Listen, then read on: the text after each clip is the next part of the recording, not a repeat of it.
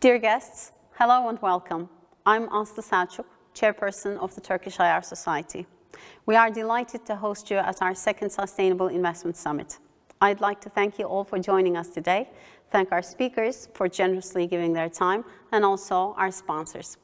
Independent, non-profit organizations like TÜYİD need the wholehearted support of our partners to deliver.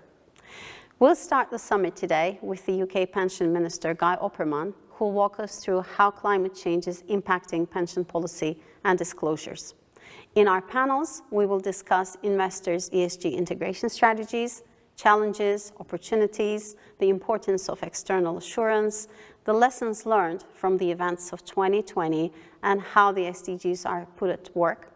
Finally, sustainable debt products, green, blue, social, and beyond. We are grateful for your participation, and we hope that the discussions and the insights will help you in your sustainability journey. According to Global Footprint Network, humanity has been in ecological overshoots since the 1970s. Today, humanity uses the equivalent of 1.6 Earths to provide for our current lifestyle. This means it now takes the Earth 1 year and 8 months to regenerate what we use in a year's time. We use more ecological resources and services than nature can regenerate, and we emit more carbon dioxide into the atmosphere than forests can take. For all of us that are working in capital markets, it's now a well-known fact that climate risk is investment risk. According to the Economic Intelligence Unit, the value at risk as a result of climate change to manageable assets by the year 2100 is as high as $43 trillion. The good news is that the world is coming together to tackle the huge problems we're facing today. 124 countries have now committed to or are considering net zero, meaning that 61% of global emissions, 52% of the population, and 68% of global GDP are covered by these targets. More than 20% of the world's largest corporates have committed to net zero targets. The race to net zero is driving policy change. Investors and customers alike are demanding action. Sustainability is reshaping the capital markets and the way investment decisions are made. Poor governance is leading to index exclusion, and by all standards, the consequences of non-compliance will be profound. Global sustainable fund flows soared last year to a record $1.7 trillion. When we look at 2021, the year has started with even stronger momentum. Does ESG generate alpha? Well, 65% of ESG indices are outperforming their traditional benchmarks year to date, and this secular trend is expected to continue. As Peter Drucker said, only what gets measured gets managed. Over $1 billion is being spent on reporting ESG data, and yet accessing consistent, comparable, verifiable, quality disclosure is still a challenge. We are lacking a single global accounting standard and a recognized framework for reporting ESG. And unfortunately, greenwashing still remains an issue. ESG is complicated, it's expensive, it takes time, but climate change is a systemic risk. It's real, it's happening. We need to act fast, and we need to act bold. Thank you.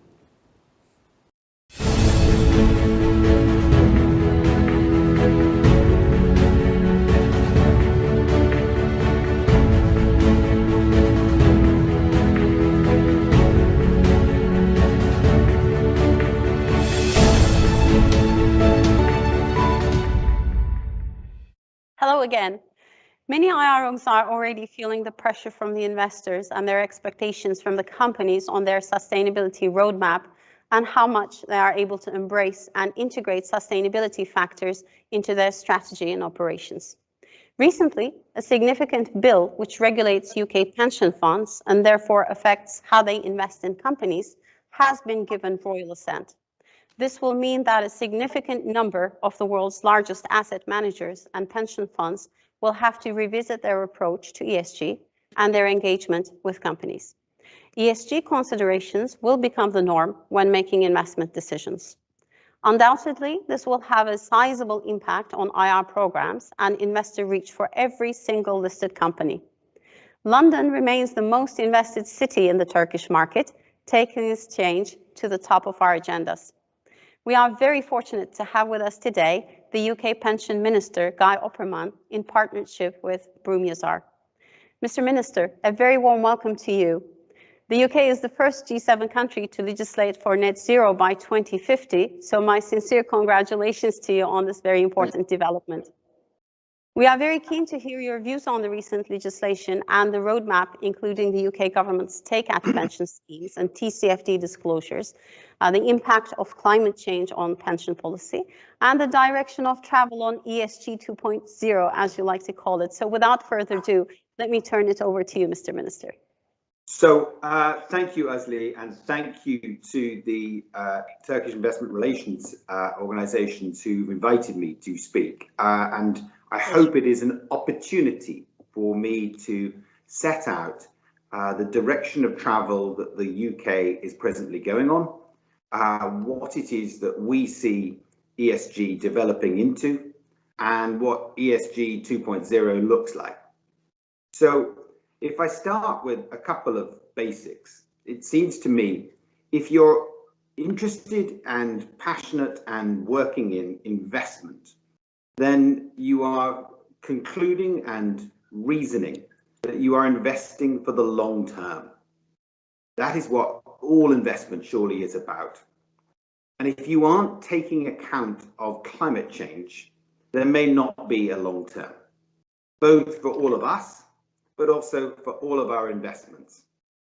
So it seems to me that ESG starts with the E element of ESG, the environmental element, as the most important. I'll come to the other parts, social and governance, in a second, but the focus must always be on the impact of climate change, both on our way of life, on our kids and our grandkids' way of lives, but also on the investments that we are making, whether that is as advisors or whether that is stocks and shares or pension schemes that I'm responsible for. So the UK is on a journey, and I suggest other countries around the world are on a similar journey. But I'd like to think we are, so to speak, at the front of the queue. We have addressed these things in a very early way. So the journey can be framed in two ways. On the one hand, you have the decision as the UK government to be the first G7 to legislate for net zero by 2050.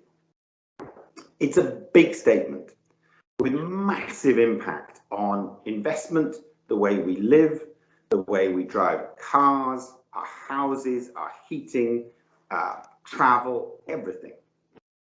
And on the other hand, we have coming this November, the COP26 conference in Glasgow, where all the world will come together to determine how it is they're going to tackle climate change. The consequence of that is that you've got the framing between the G7 net zero decision and the decision of COP26. These two things are massive. And the COVID pandemic, in my view, has made it even more serious and important. Because if you were scared and frightened by a pandemic and the impact of that, then the impact of long-term climate change is something that we must now be taking even more seriously, in my view. So the UK is on a journey, and I have been lucky for the last nearly 4 years to be the pensions minister trying to guide the UK on that journey. So there is no doubt that we have brought forward legislation.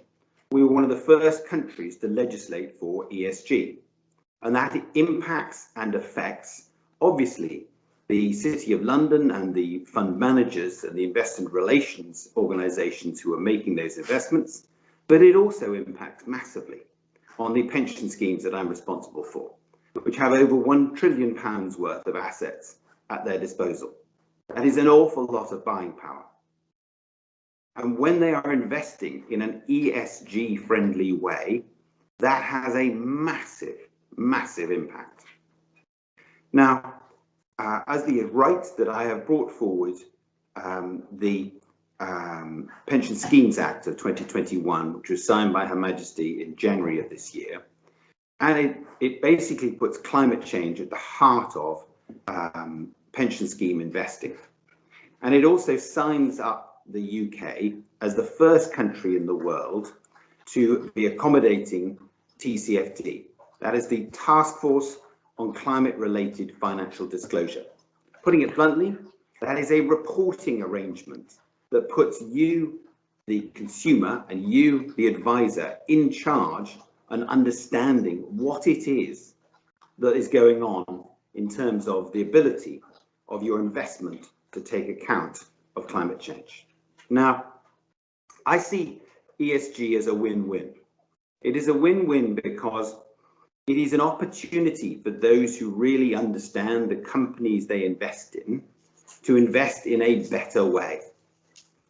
And asset managers and investment relation advisors who do this properly and well will unquestionably get more business. There's no doubt whatsoever, because the days of being a passive manager who merely votes with the herd, in my view, are long gone.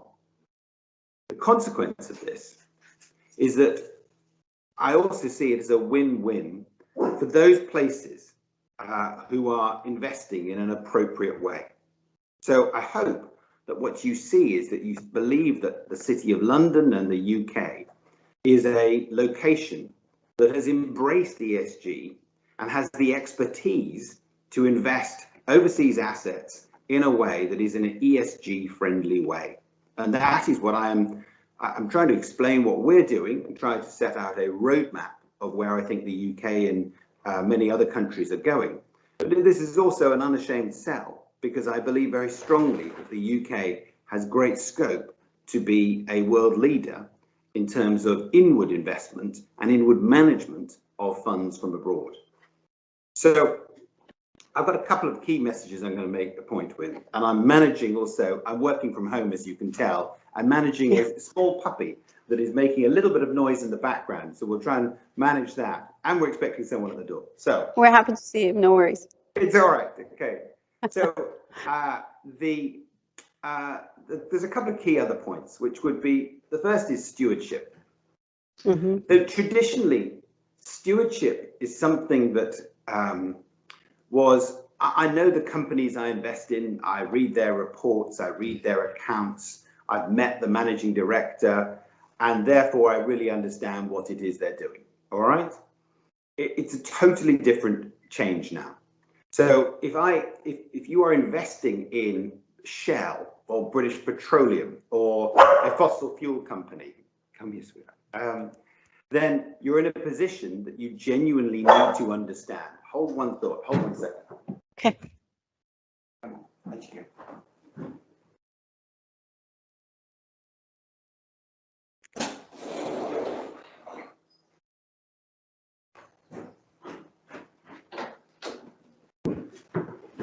Home working, UK style. Sorry about that. Absolutely no worries. You're genuinely trying to engage in a better way with the companies that you are investing in, and guide them to an ESG path so that they genuinely understand what they're dealing with. Now, my view is that engagement is way different to what everybody was doing 5 years ago, and is going to get way more different over the next 5 years. That leads on to voting. How it is large-scale fund managers and pension schemes vote on strategic decisions in the company they invest in is definitely going to change. No question. No question it's changing. I want to make two final points, and then I'll do a bunch of questions.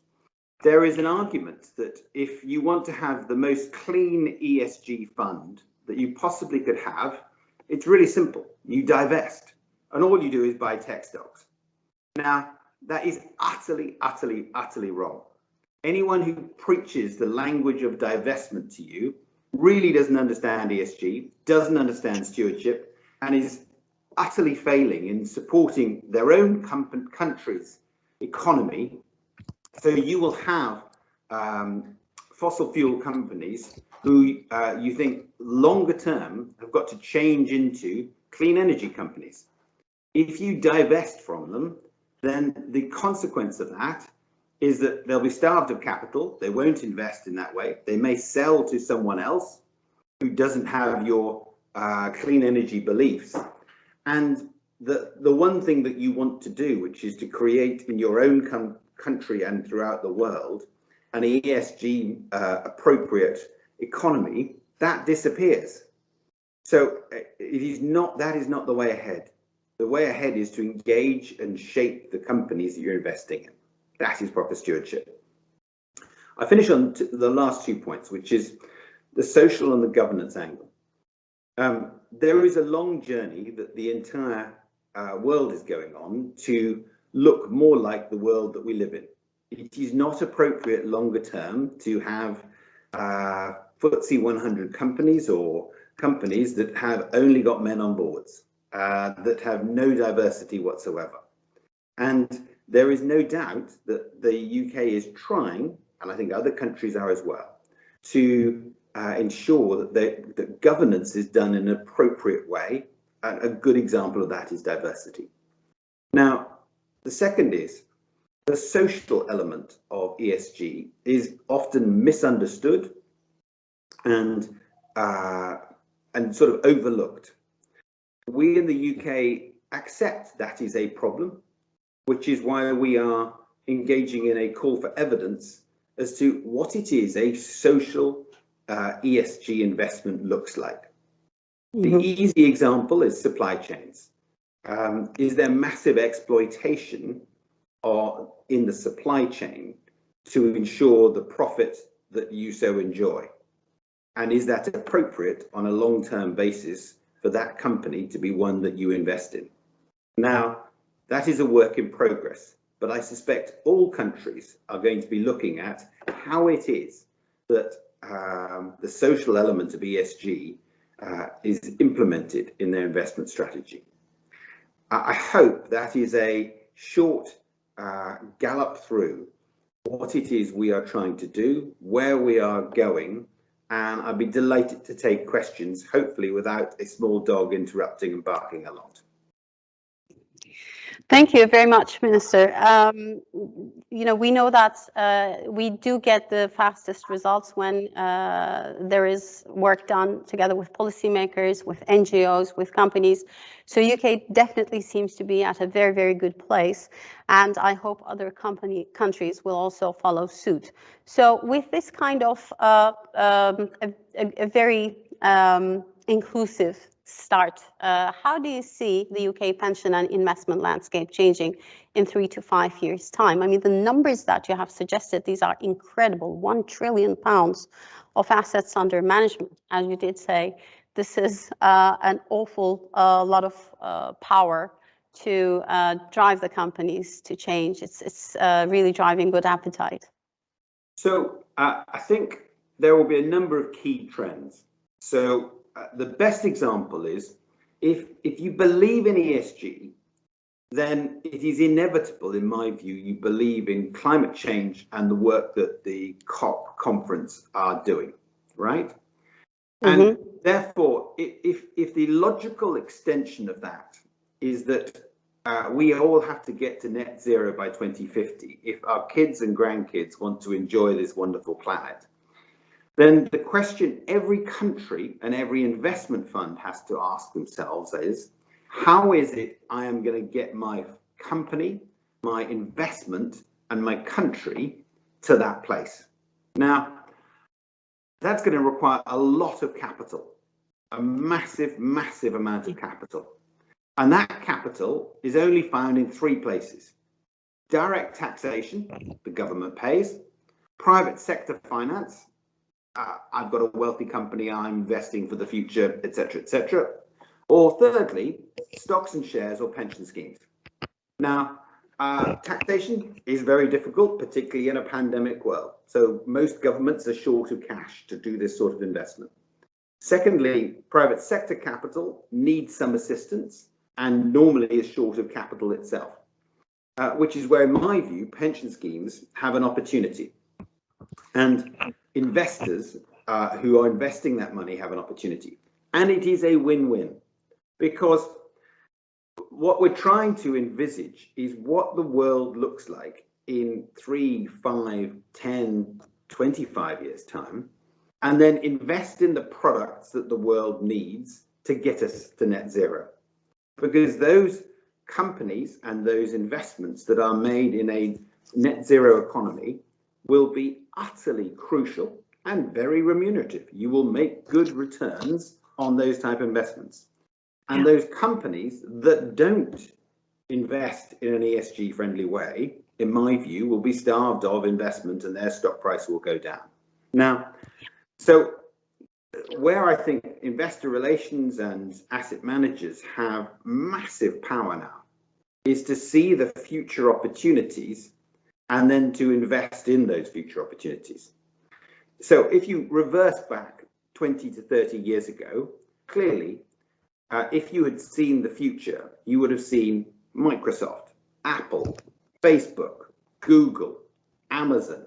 These were the companies that clearly were the new industrial revolution that we all should be investing in.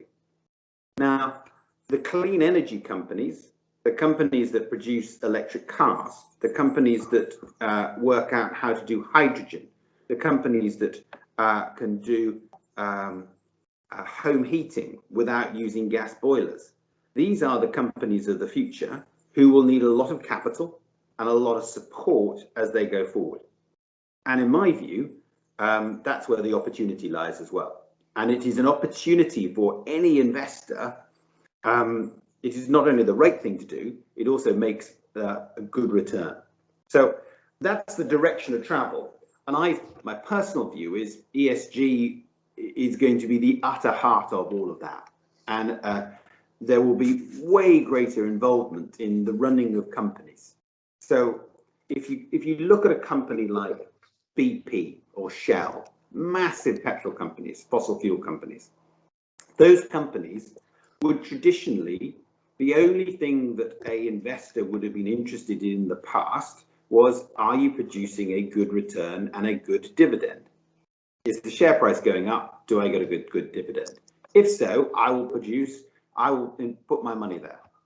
The problem is these massive companies are facing potential divestment by some, so that's capital withdrawal, which means share price probably goes down. They also need to make massive investment to become a clean energy company.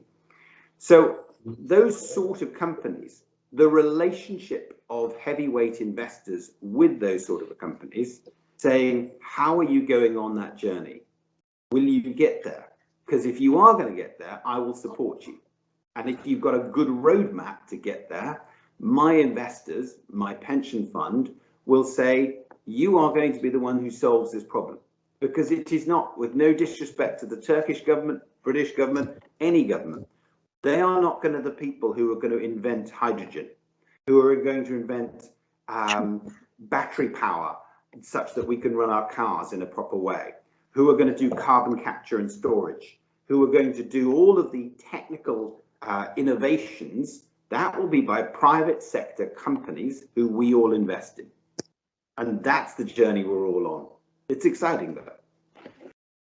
Coming back to your comment on investor relations, we also believe that investor relations professionals play a very, very critical role in advancing with sustainability matters, in coordinating with and even mobilizing policymakers, communicating the expectations of the investment community to company management, and really getting the management to comprehend the importance of implementing these measures, integrating sustainability into every single step of decision making and doing business. For this purpose, as the Turkish IR Society, we have also taken sustainability matters as a strategic priority. We are working very closely with our regulators here and also with the listed companies. We would like to assist them in their sustainability journeys. We work hard to encourage them to make higher quality disclosure. On the company side, we are also seeing a growing pressure from the investors, but not all of them, of course, seem to have the same level of expertise or resources that are dedicated to ESG. Some are still at entry level, some are applying negative screening, others have their own industry-based ESG expert analysts. But as you suggested, this is indeed a journey. Time is running out though, and we need to act fast, we need to act bold. The UK certainly has done this, and congratulations once again. Let's see which countries do follow suit. In consideration of time, Mr. Minister, do you have any closing remarks for the companies? Well, I think the listed companies, whether they are based in Turkey, whether they're based in London, Frankfurt, Washington, have to look at themselves. And I always start with one thing. As a politician, I was taught a great phrase, and I believe it very strongly, which is, if you want to change the world, look in a mirror. Now, everything starts with yourself. So if you genuinely want a future for your kids and your grandkids, then an acceptance that a world where climate change is utterly taking over will make the present pandemic seem really quite minor by comparison to the impact that it would have over a 20 to 30 year period. We've had an awful pandemic for 1 year, but the climate change disaster that could potentially face us if we don't tackle this is way, way worse than that.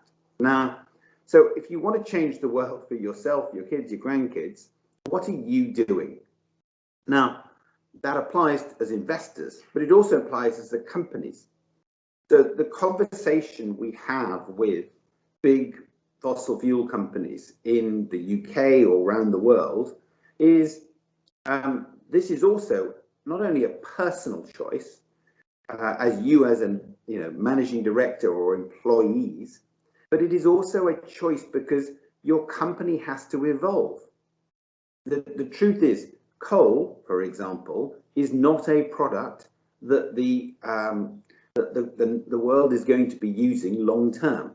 So you cannot work on a basis of continuing to extract coal and make a living out of it. We know it is really damaging. Therefore, we have to develop solar, wind farm, tidal, hydrogen, clean energy in the form of electric, hydroelectric power. All of these things are the sort of things that your energy business, for example, can do. You are the experts, and there is money to be made and shareholder return, and that is the big change that they need to come to. And that's the conversation that investors are going to have with individual companies, because it's a stark choice. The simple choice is to say, we don't want to divest to sell out of your business because it's a great local business or because we've always done business with you. But we have to know that you are on a journey to get to net zero, and to be, Shell or BP have to become a clean energy company where they don't do oil and gas and coal. That is a big step for them.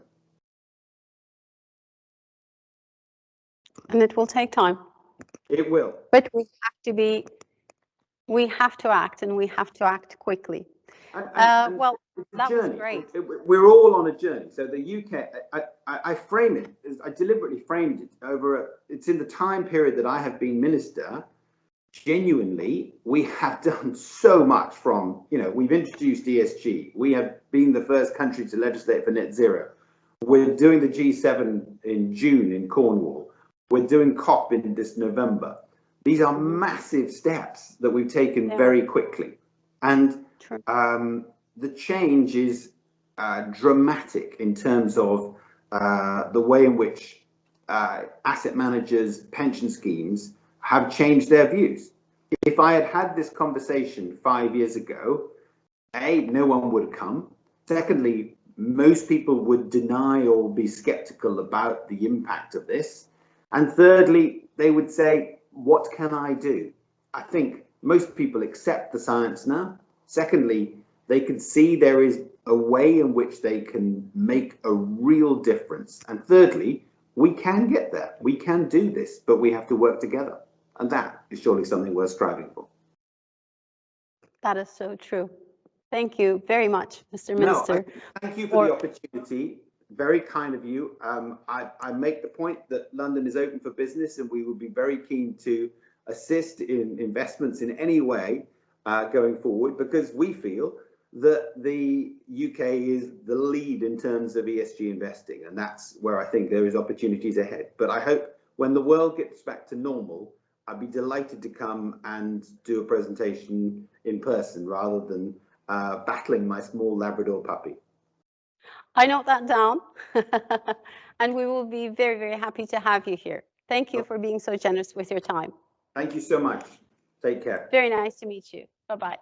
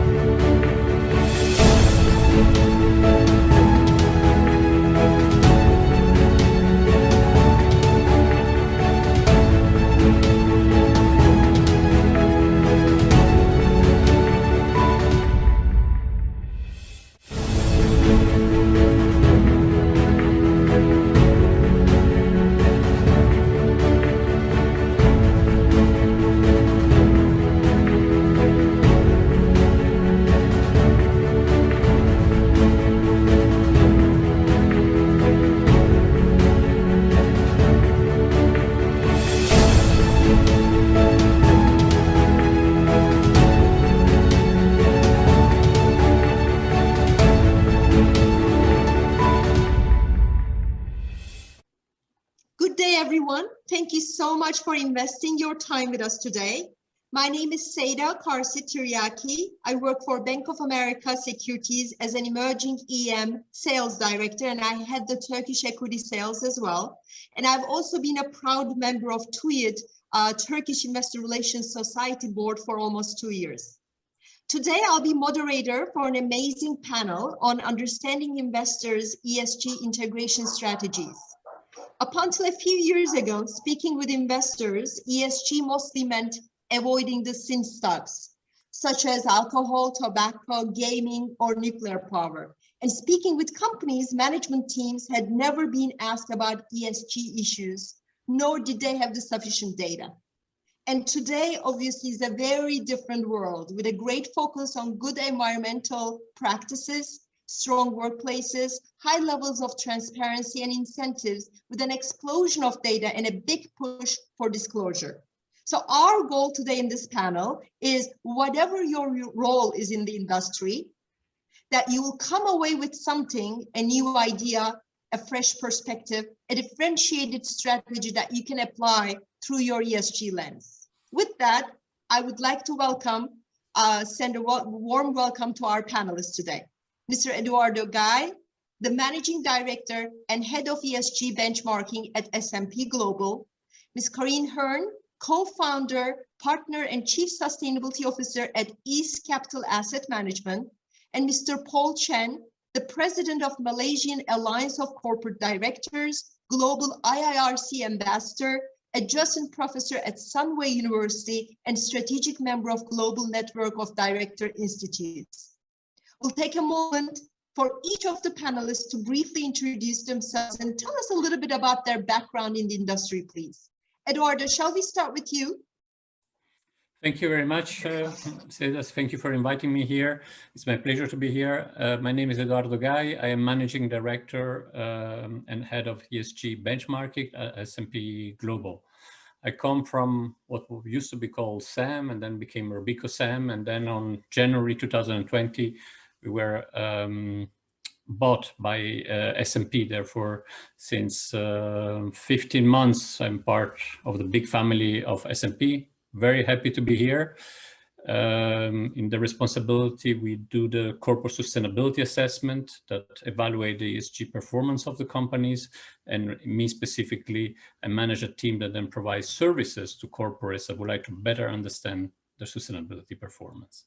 Thank you. Perfect. And Karine, please. Yes, hello, and I'm calling in from Hong Kong, and I'm indeed the founding partner of East Capital. East Capital is an asset management company which we set up in Sweden, Stockholm in 1997, so we've been around for 23 years. And when we started East Capital, we were first investing mainly in Russia and Eastern Europe, including Turkey, so we've been investing in Turkey for more than 2 decades. Then we expanded into China. That's at the time when I moved myself to Shanghai. So I've been in Asia now for 10 years. And now we also have a global footprint investing in across all emerging markets with a focus as well on frontier markets. So I'm very excited to be part of this discussion today. I'll be telling you a bit more about the challenges and the opportunities when you're investing with a responsible investing lens on these markets and our approach to these investments. Thank you. Wonderful. And Mr. Paul Chen? Thank you very much, Seda, for your invitation to participate in this August body and to share with you my thoughts on the ESG. As a background, I'm a CPA, I'm a chartered accountant, but I serve on several of the public listed companies as well as private boards, as well as NGOs. I'm quite active in the NGO side. Where the ESG component comes into play is that I'm a strong advocate for corporate directors, I myself one of them, that they ought to reorient the thinking towards a broader perspective of their fiduciary responsibilities. Often that we are nailed down, for example, to the financial performance of the company. If you look at any annual report, most of the annual report, financial is very, very important, no doubt about that. But we find increasingly more important now is the intangibles, it's the non-financial issues, which ESG is part of it. Then of course, you talk about other non-financial issues like intangibles are very, very important. So therefore, my focus is really to drive towards a, you may say, a paradigm shift in corporate reporting so as to support the investors to have a broader perspective of what they are investing in, what should you look for companies they invest in, and so on and so forth. All right. So hopefully that we can share some ideas on that. Thank you. Wonderful. Thank you again for being here. I'm going to start off with a question for all of our panelists, please. This must be one of the most debated topics in the world of ESG, the absence of a generally accepted international framework for ESG reporting. In light of new efforts that we hear and we read towards global standardization of ESG guidelines, what do you think are some of the biggest challenges? And do you see major differences between perhaps various regions such as EM versus DM, or in Europe, US, or Latam or Asia? And how do you expect this challenge, this change in the near to medium term, please? Mr. Chen, would you like to start? I'll try and see what I can answer that. Okay.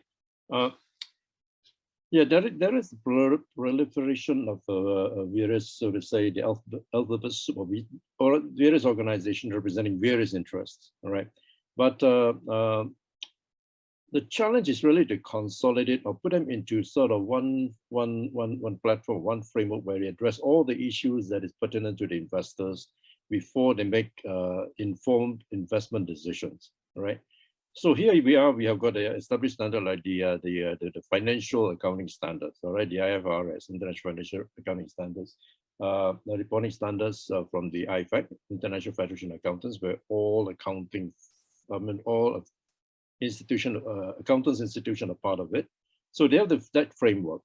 But at the same time, we realize that financial information is important as it is, but also quite inadequate to really see or really understand the value of the company. And in this, we incorporate issues like intangible assets, human capital. We talk about now ESG issues, climate change issue. Now, all these things are coming into play. Now, how are we going to put everything together? Now, I'm involved with the International Integrated Reporting Council, advocating for an integrated value creation approach to corporate reporting. All right. Now, even as we go into that, we find that there are other questions about whether this report can be given assurance by the auditors. At the moment, the framework is still very sort of not defined yet. Already in Malaysia today, since 2019, all companies must also do sustainability reporting.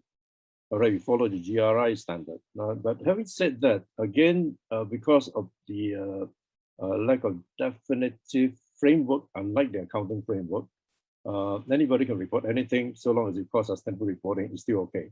All right. So with that as a background, IIRC, even as we speak, in fact, this month, we are driving towards merging with SASB, Sustainability Accounting Standard Board, SASB, Sustainability Accounting Standard Board, to put a framework around this financial reporting, the corporate reporting.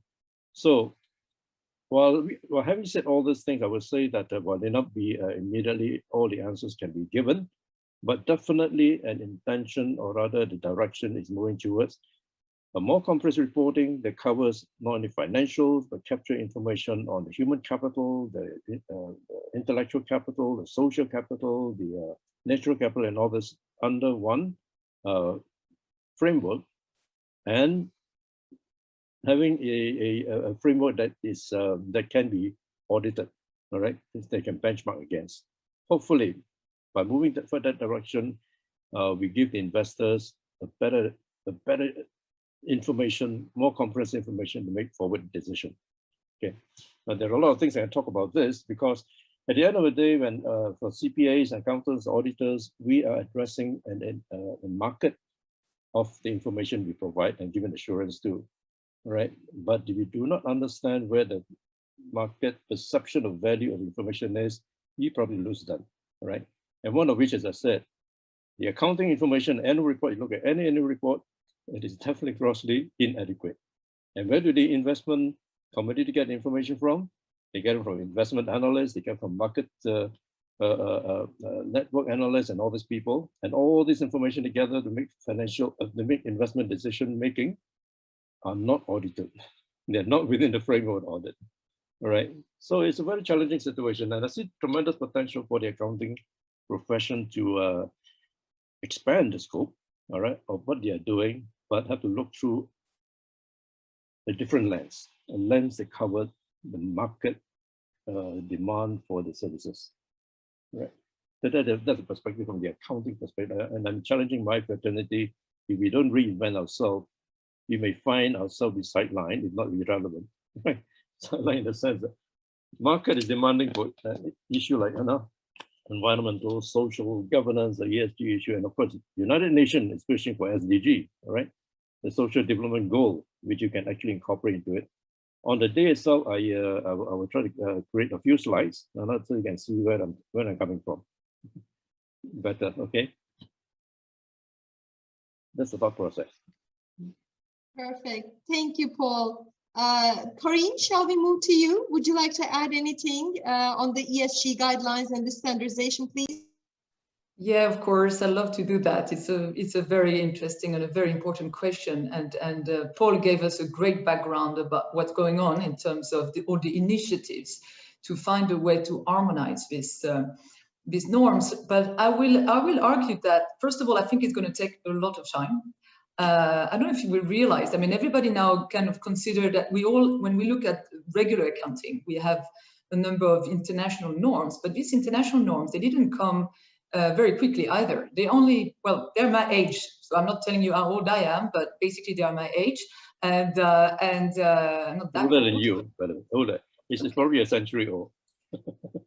It's half a century old.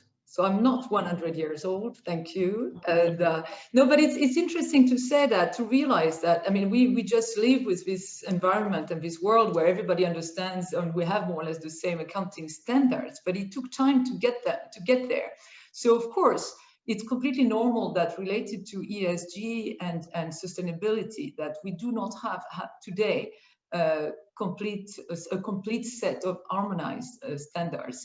Also because this space is moving all the time. I mean, there's been a lot of focus on climate this year, and going forward, there's going to be much more focus, for instance, on natural capital and biodiversity. So we have, and we will have new, I would say, new priorities coming up. I mean, clearly, some of the regulatory frameworks are evolving so that they will be much more focused on human rights, for instance, and much more focused into the value chain. So it's not only about the topic you are disclosing about, but it's also your exposure to the topics.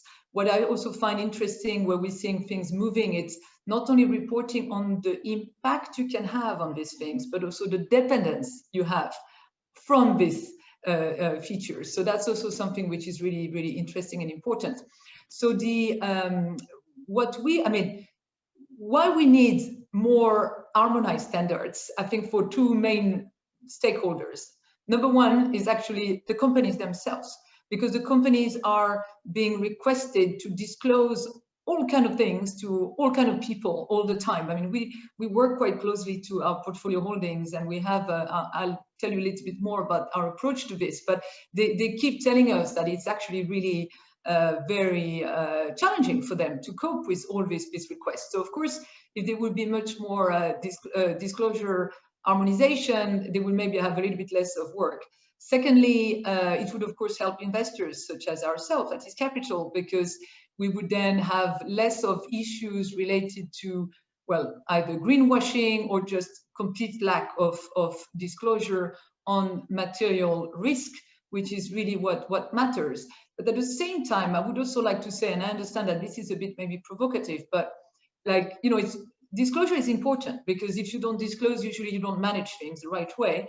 But we should also be careful that we don't end up in a situation where companies are actually spending a lot of money, efforts, resources in disclosure instead of actually doing the work, which is, you know, to contribute to a more sustainable world. And we have like plenty of anecdotes, and we heard stories from some of our holdings telling us, I mean, we've experienced ourselves, you know, you have, so a lot of tick the box exercise is actually quite negative. So you will have situation where you have companies which seem to rate very well in terms of gender diversity because they have, you know, a policy on gender diversity, no matter how many women or any, you know, what kind of gender diversity they have. Actually, we also hear about companies in some industries where there is really, I mean, a specific example of a company in Russia, which is in the steel making business, which improved its score at one of the leading ESG data provider, because they adopted and approved by the board a policy on child labor. Well, for anybody that knows just a little bit on Russia, you would realize it is, I mean, there is no child labor problem in Russia, and especially, I mean, definitely not in the steel making industry, even if there would be. So there isn't. So the company did not need this policy, and the company did not need to do the work, but they did it because they wanted to improve their score. And that's part of, again, that what is being required from companies should be maybe a little bit more thought through. I just wanted to end as well on a couple of comments. I mean, Seda, you asked about in terms of geographies, and it's very hard to make some sweeping statements about that. I mean, Asia is, yes, it's a continent, but it's got different jurisdictions, different markets where with a regulatory framework in terms of disclosure or standards, which are really different. So we are trying to work on, like, we are, for instance, joining consultations now in Hong Kong. There's a consultation on in terms of accounting like ESG and sustainability standards. There is one ongoing as well with the CSRC in China, where they're also working into this. So that's really important for investors to take the opportunity to participate in these initiatives. But where the real action is obviously in Europe, with the increasing scope of this legislation or directive called the NFRD, the non-financial regulatory directive, reporting directive, sorry, which is now going to be basically covering everybody, including the smaller companies.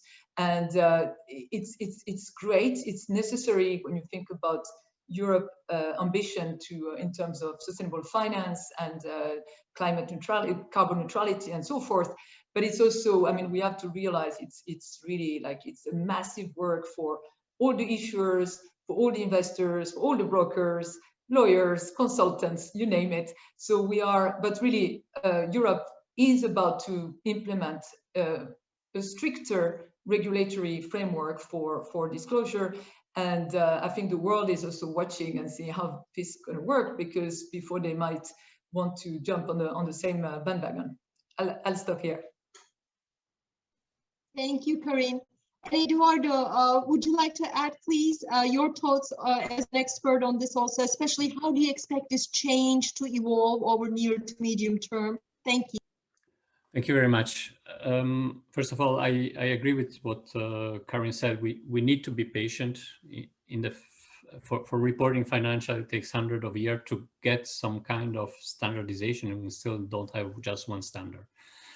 In sustainability, we are dealing with this since 3 decades. It still needs a bit of time. It still needs to consolidate even further. And I always like to compare what we do in the field of ESG with what also happening in the field of finance.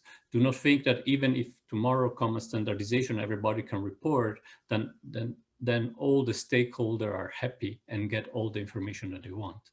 Because like in the financial, for the financial analyst, you will always have somebody that comes and asks you some specific question because he thinks that's important for your company or your industry. Similarly, also in DSG, you will always have some agency or analyst and so on that will come and say, hey, I think this is important for you. What are you doing in this field? And of course, there might be somebody that asks for child labor in the steel industry because it's part of or their framework of thinking, and somebody else that might be focused on anything. But this, to say, company need to be ready. In addition to that, in sustainability, we have a lot of things, as Karine said, it's a moving target.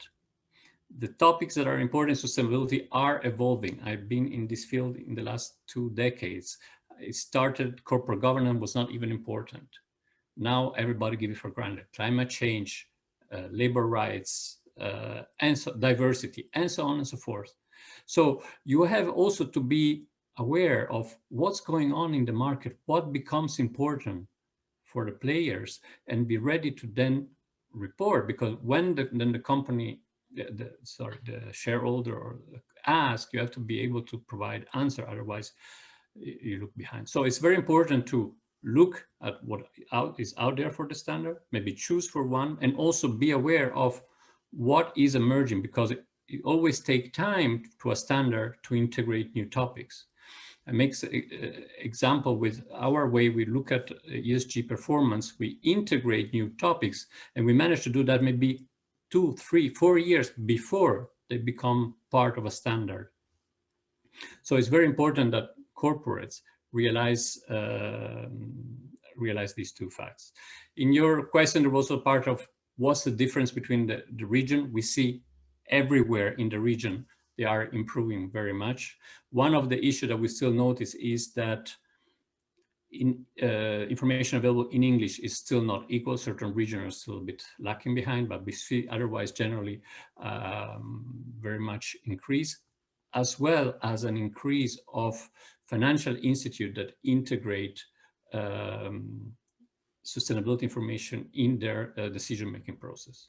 And here we see why it's important for corporates to really report.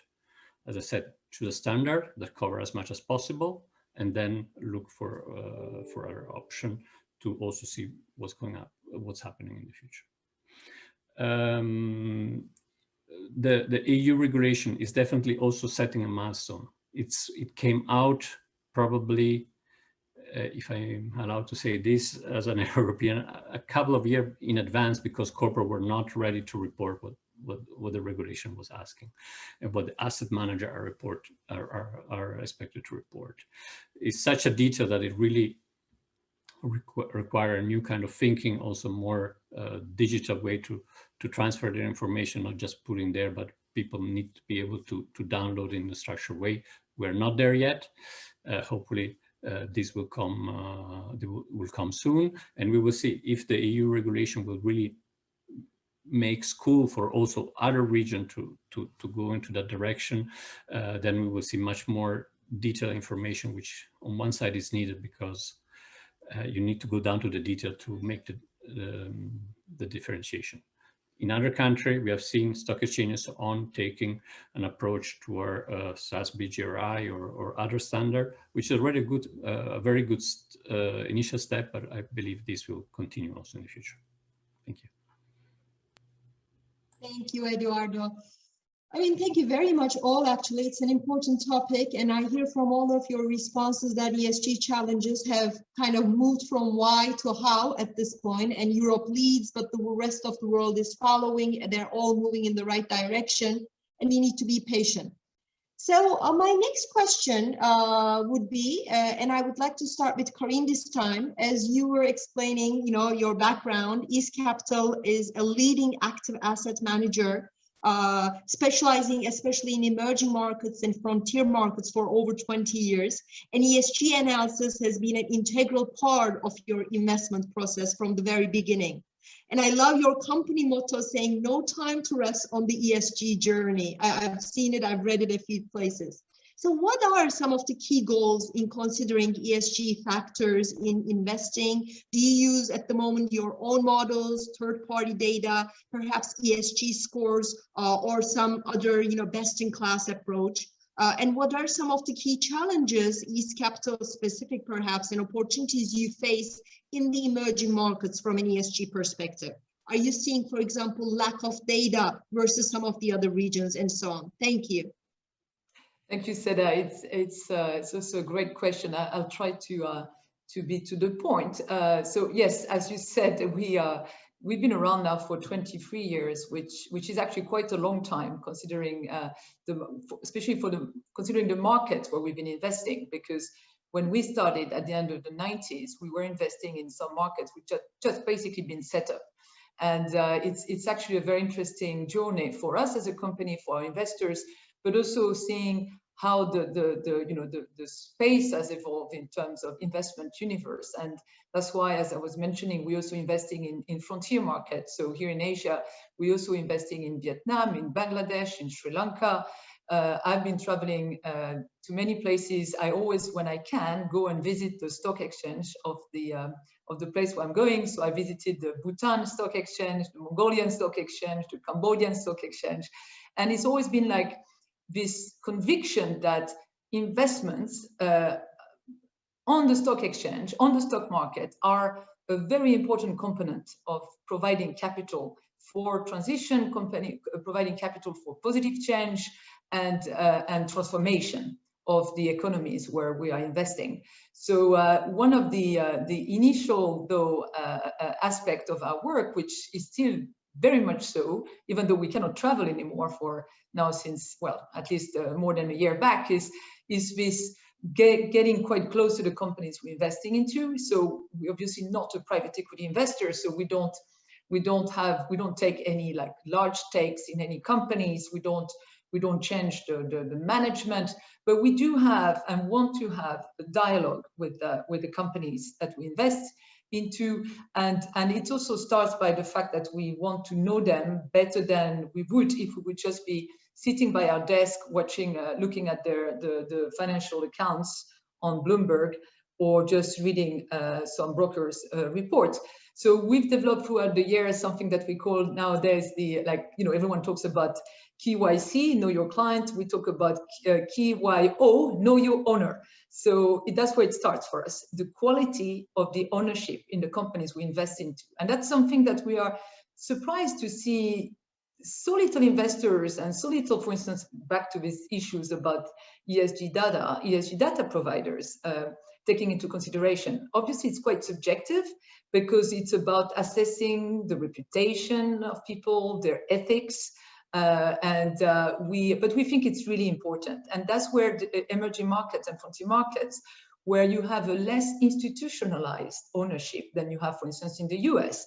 That's where really it is important. It does have an impact on the corporate culture, and of course it has a huge impact on the corporate governance. So governance is a very important part of our ESG assessment.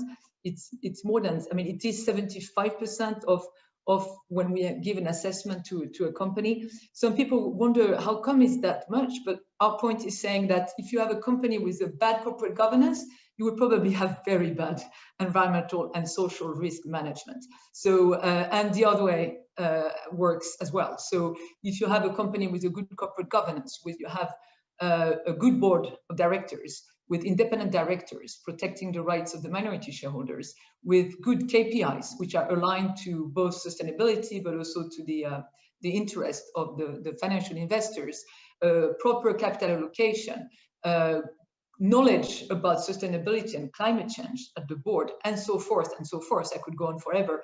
This is just super important and would give us the conviction that it's a well-run company. So, but when we've always paid a lot of attention to these aspects, and then by maybe like, well, we actually introduced our first like so-called ESG scorecards 5 years ago. And the idea was like, when we looked at what was available on the market, we wanted to document this. We wanted to structure it. We wanted to find a way. I mean, we're in finance, so we wanted to find a way as well to give a number to this assessment. So we created our own framework.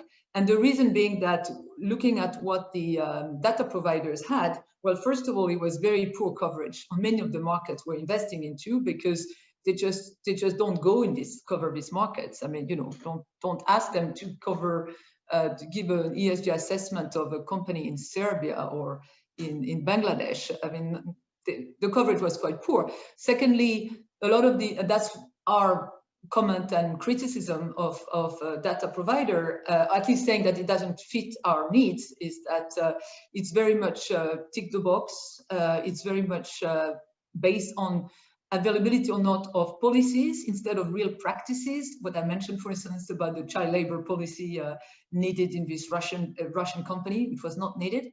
And also, which is something we came to realize, that a lot of the ESG data is backward looking. And if you're an active investor, or you're just an investor, your job is try to, make calls and projections and try to bet that the companies you're investing into the stocks will go well in the future. So doing the work ourselves has forced us to think as well, first to have dialogue with the companies, because a lot of information is not available on Bloomberg. It's about us asking the questions we want to get answers to, and forward looking, which is really important. So our approach is not to invest in the companies which are doing best in terms of ESG. It's not a best-in-class approach. We want to be investing into companies that can improve, and we are also working, and that's where I'll come to the most important part for us of our work in terms of ESG, is about promoting ESG in a way that is, of course, beneficiary to our investors in terms of performance. So supporting so when we do the work by ourselves, we identify the weaknesses, and they will be very different from one company to another, from one country to another, one sector to another. But once we have identified these weaknesses, we start an engagement. The engagement can be bilateral, just us with the company. It could be as well collaborative with other shareholders and other investors, which we think it's increasingly the case, and that's a great thing in terms of responsible investment practices. So we are, of course, in terms of climate, the big issue is the polluters of this world. We're talking about, for instance, oil and gas companies in a place like Russia, where there is very little ambition on a national level. There is no carbon neutrality. Paris Agreement has been ratified, but it's extremely ambitious. So work like what we do as a owner and investor, engaging with companies that really would make a difference. So we are co-lead investors in 3 of these climate action 100+ engagements, and working with these companies to help them, reduce their carbon, their greenhouse gas emissions, and doing it properly. I will end, because I realize I'm speaking too long, but I will end just saying that the big focus now when talking about challenges is that you were saying now we don't talk no longer about like what, we talk about why. We actually no longer speak about why, we speak about how and what for. And that when we are entering this space of sustainable investing, responsible investing, not just doing good ESG investments. And regarding this, we have a lot to do for emerging markets. We have companies which have huge both impact and dependency on a number of these sustainable development goals. And we need to shift capital to support these developments. And at the same time, it's extremely challenging because there is very little information. It's very new for many of these companies to report on this sustainability aspect. So that's something we're really working on to, help them together. We're trying to get better information about these specific topics, such as, biodiversity, climate change, circularity, responsible consumption, and so on and so on. Wonderful, Karine. Thank you. That has been very informative. Before I move to Paul, I have a very quick follow-up question for you, if it makes sense. When you invest in any company, do you see, or when you see share price volatility, reaction to ESG news, ESG ratings, how do you guys deal with that? Is that happening often?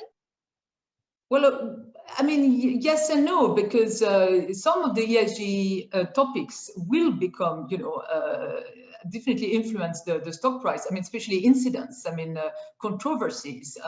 But of course, our work as an active investor is that, well, to be able to anticipate this and see how it works. And in some cases, we just realize that, for instance, the stock price will come down on a reason which is seen by the market as ESG, but we do not consider that the risk is as high or the issue is as big as the market seems to perceive it. And then we will take the opportunity to, for instance, to add to our position. So it can go both ways. But of course, it's part of, we discuss these kind of topics on a daily basis, and we take actions in terms of stock allocation on the basis of these topics. Very clear. Thank you. And Paul, turning to you, with the growing prominence of fiduciary capitalism, investors want access, obviously, to non-financial information, as we have been discussing, that will help them to reduce risk, improve returns, and make better informed investment decisions. So stock exchanges, capital markets authorities see the value in integrated reporting. So you're the expert on this. Can you please talk us through how integrated reporting and sustainable long-term value creation process can help investors make decisions? Please. I was saying that integrated reporting is really a very comprehensive concept of reporting framework to the corporate corporate reporting users. All right. We identified as 6 capital integrated reporting. Now, every company have somewhere or other can fall within the 6 capital, but every industry, of course, with a different weightage in terms of the capital that they manage. The whole concept in integrated reporting is that we ought to get through the silo way of thinking, all right? For example, financials, intellectual capital is separately, human capital is separate. From the financial accounting perspective, as I mentioned, that this has been developed over the period of, I would say, a century, because financial accounting has been incorporated in since the first industrial revolution, the second industrial revolution. Now we are in a 4th industrial revolution, and yet we look through the whole accounting standard based on the first and second industrial revolution. Why I say that is because in today's environment, as you realize, much of the asset of the company, rather much of the value of the company, has been aligned very much to the intangible assets of the company, which covers, of course, issues like intellectual capital, research R&D, which covers area like, of course, ESG and things like that. If you were to ask me, when I first did my chartered accountancy and accounting studies, we are very well trained to identify what are assets and what are liabilities, but we are not good in identifying what is intangible capital. All right, from the financial accounting standard, we cannot include intangibles into our financial statement or the balance sheet, right? But in today's environment, you look at it, as a research company called Ocean Tomo has done the research on this. It's 45 years ago, 84% of the value of the company are on tangible assets, meaning that it's auditable assets. Today's environment, only 10% are tangible assets. 90% of value of the company are intangibles, which for the accountants, for the auditors, we can only verify the tangible assets. Now that is where the big discrepancy in terms of perception of the investors on the financial statements. And you know, the financial statement is always backward looking, all right? By the time it comes out 3 months later, 4 months later, the annual report is already outdated from the investor perspective, right? So therefore, the reporting framework, we're talking about integrated reporting, is actually more of a forward-looking type of reporting. Yes, financial is still a very, very important foundation or even ingredient in reporting, because at the end of the day, the company got to perform. No matter what we do, if the company doesn't perform to be profitable, it won't survive, right? So therefore, that is a very important part of the whole reporting framework. But we also know that in today's environment, to have a sustainable growth of a company, to have sustainability of the company as a business, we need to have a broader perspective of understanding all these issues. Now, ESG is a very generic term. Environment, depending on your company, that's why I said you have to define within the company itself what is of material concern to the company on the issue of environment, same as social issues, same as governance issue, right? Governance issue can be such a broad thing, which corporate boards have fiduciary responsibilities to ensure that they safeguard the interest and value of the company through a good governance framework. So all these issues for a particular company, we have to help them define it. And when it comes to reporting on on all these non-financial issues, but I would still say this, as people have been using the term, you know, if you want to know or even to find out where the company is heading, follow the money. So if you were able to capture data from the raw source, all right, yes, financial data no doubt still complying with the International Financial Reporting Standard. You can still comply with IFRS, but at the same time, you can further analyze where the allocation of your financial resources is gone into. Let me give you an example. Nobody will dispute that we need to invest in human capital, all right? This is the leading edge of a company to be competitive. But where does this reporting framework come into?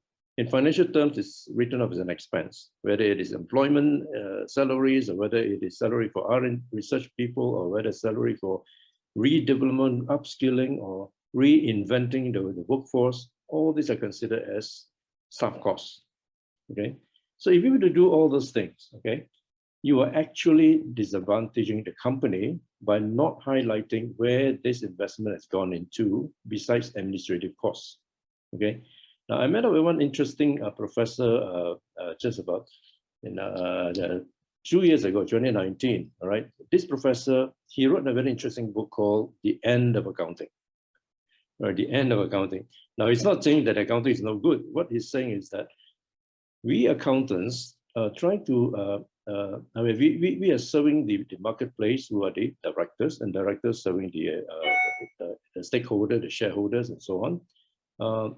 We are providing all this information on the historical basis, one thing, but how often that the investors look into the historical financial information to make forward decision.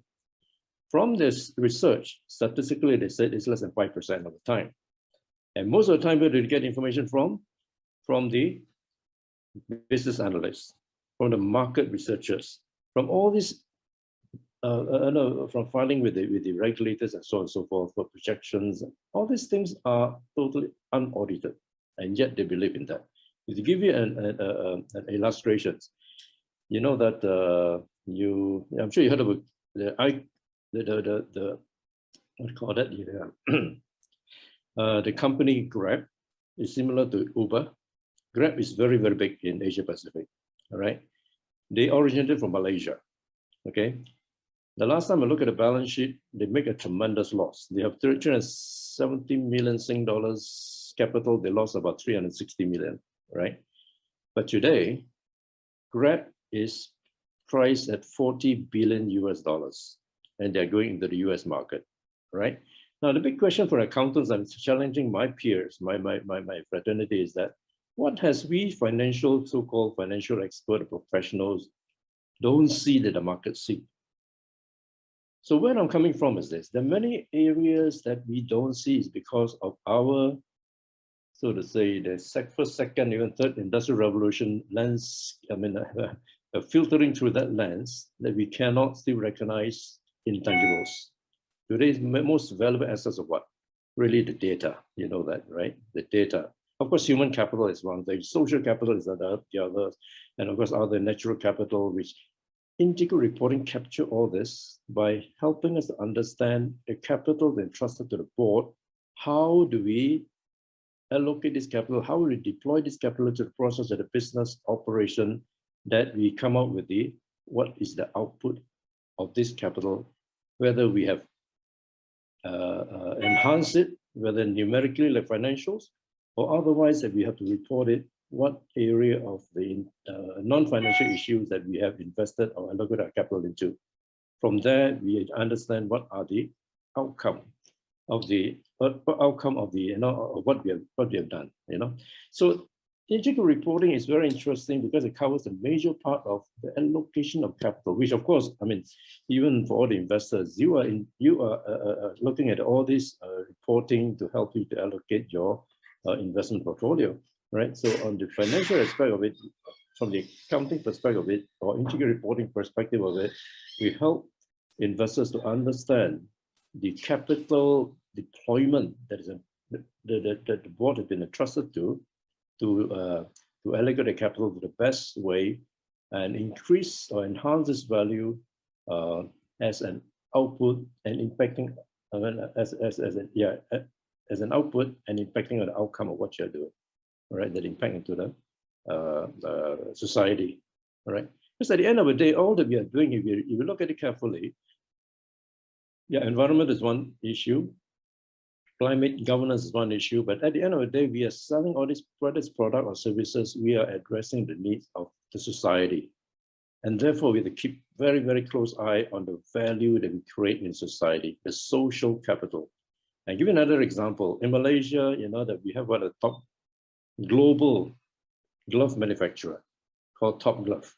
Probably you heard of it, all right? Last, I think February, January, they have an AGM. All right, BlackRock is one of the small investors. I think they invest for 1.2, 1.4% of the total capital. But they are demanding that the whole board of Top Glove, or rather the whole independent directors of Top Glove, be removed. Why?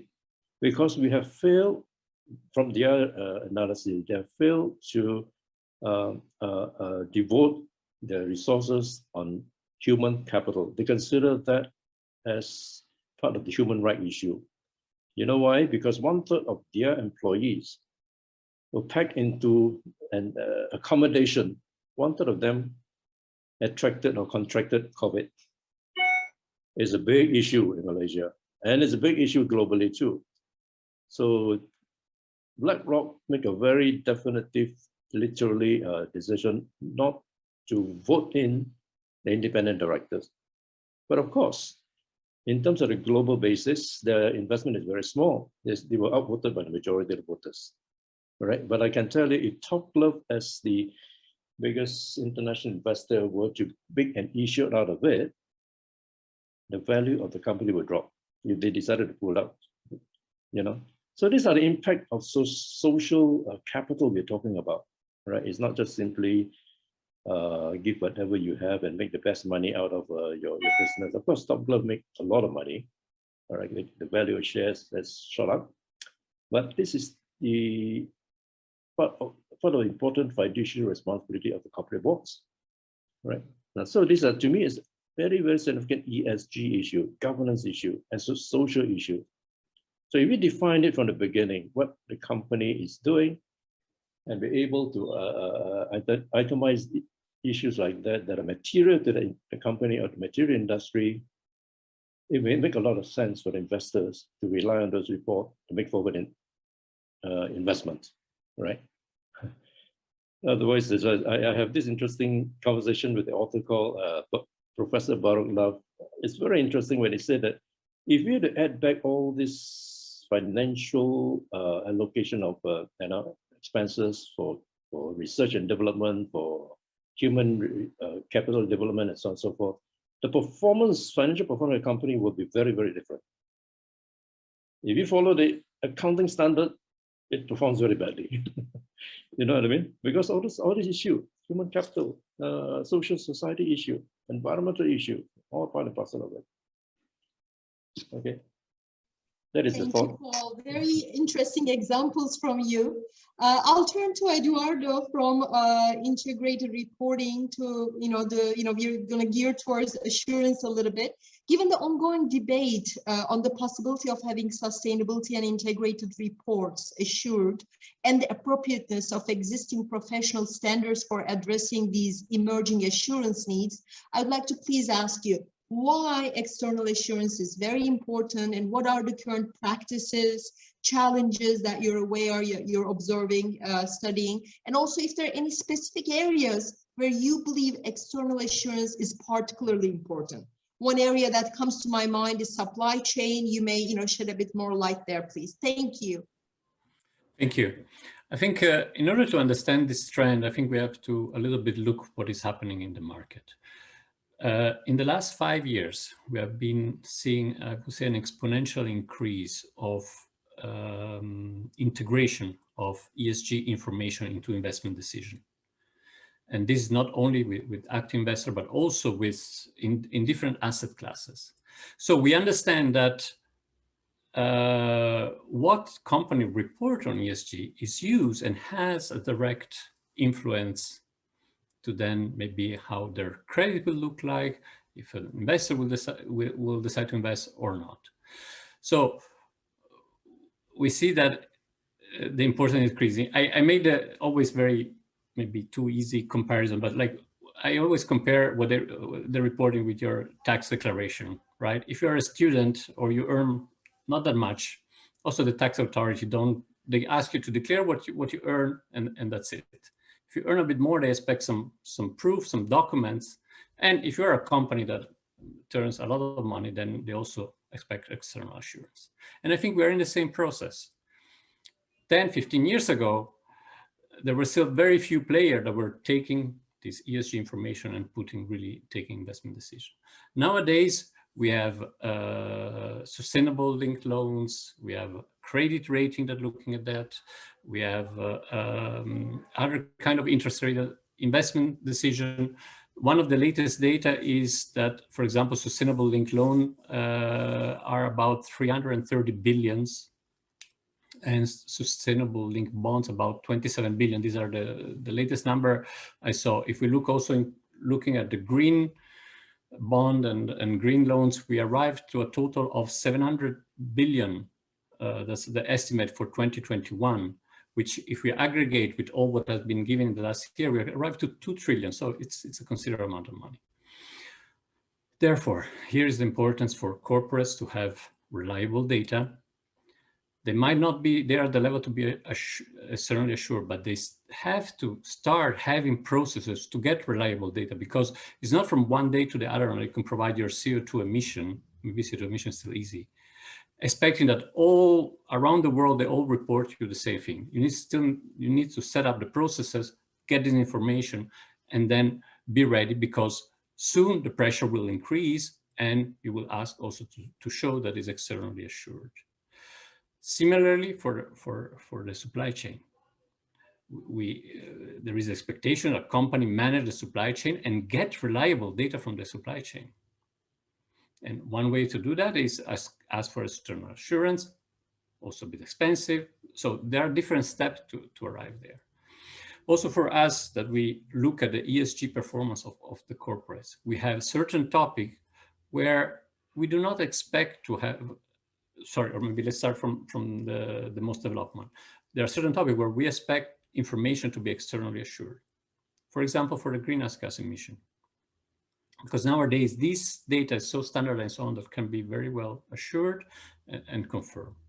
There are other data in which we expect a company to publicly report on it, because we say, hey, if you publicly report on your target and so on, you also have a bigger commitment, and we are more sure that you are not really going to just invent the number the evening before you submit it to us.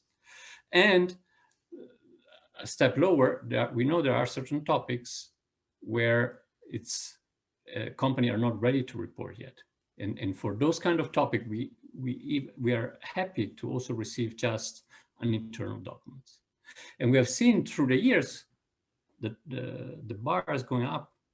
Documents that some years ago were only internal, nowadays expect to be external or in a public reporting or in the annual report, which is it's also assured. So we are going to see, we are seeing this trend, and this will continue. So really be prepared. Also consider that even if you are not aware, investor, look at your ESG performance, look at what you report or what you do not report. And if they don't find anything, they model it. Nowadays, the request that we have is for not anymore 10,000 of companies, it's for millions of companies to have data. And how is that possible? Is through modeling at the beginning. And then more and more as companies start reporting, we will consider and verify that. But so there are really big lenses on the company, on their ESG performance, because everybody wants to collect this data and take decision also based on that. And I fully agree with also what Karine said. The data that is collected is backward looking. Also, that's also why we also have, for example, in our company, different kind of product that look at ESG performance based on the past performance, even though we try to also include certain criteria that are more forward-looking. And another product, for example, done by my colleague in the rating department that is called ESG evaluation, where through interviews, they're trying to understand in which direction the company is going. But that's evidently, it's more difficult to be audited, but it's very, at least in our company, very regulated and checkable. So we see there's a bright spectrum and things are moving. So again, be ready because this will come. Excellent. Thank you very much, Edoardo. I personally learned quite a lot from all of your answers. As a final round, maybe, I'll just go around, give 1 or 2 minutes each. If there's any final remarks you would like to make, or perhaps to our audience, maybe any one suggestion that you can make to investors or issuers to advance on their ESG strategy, please. Paul, shall we start with you?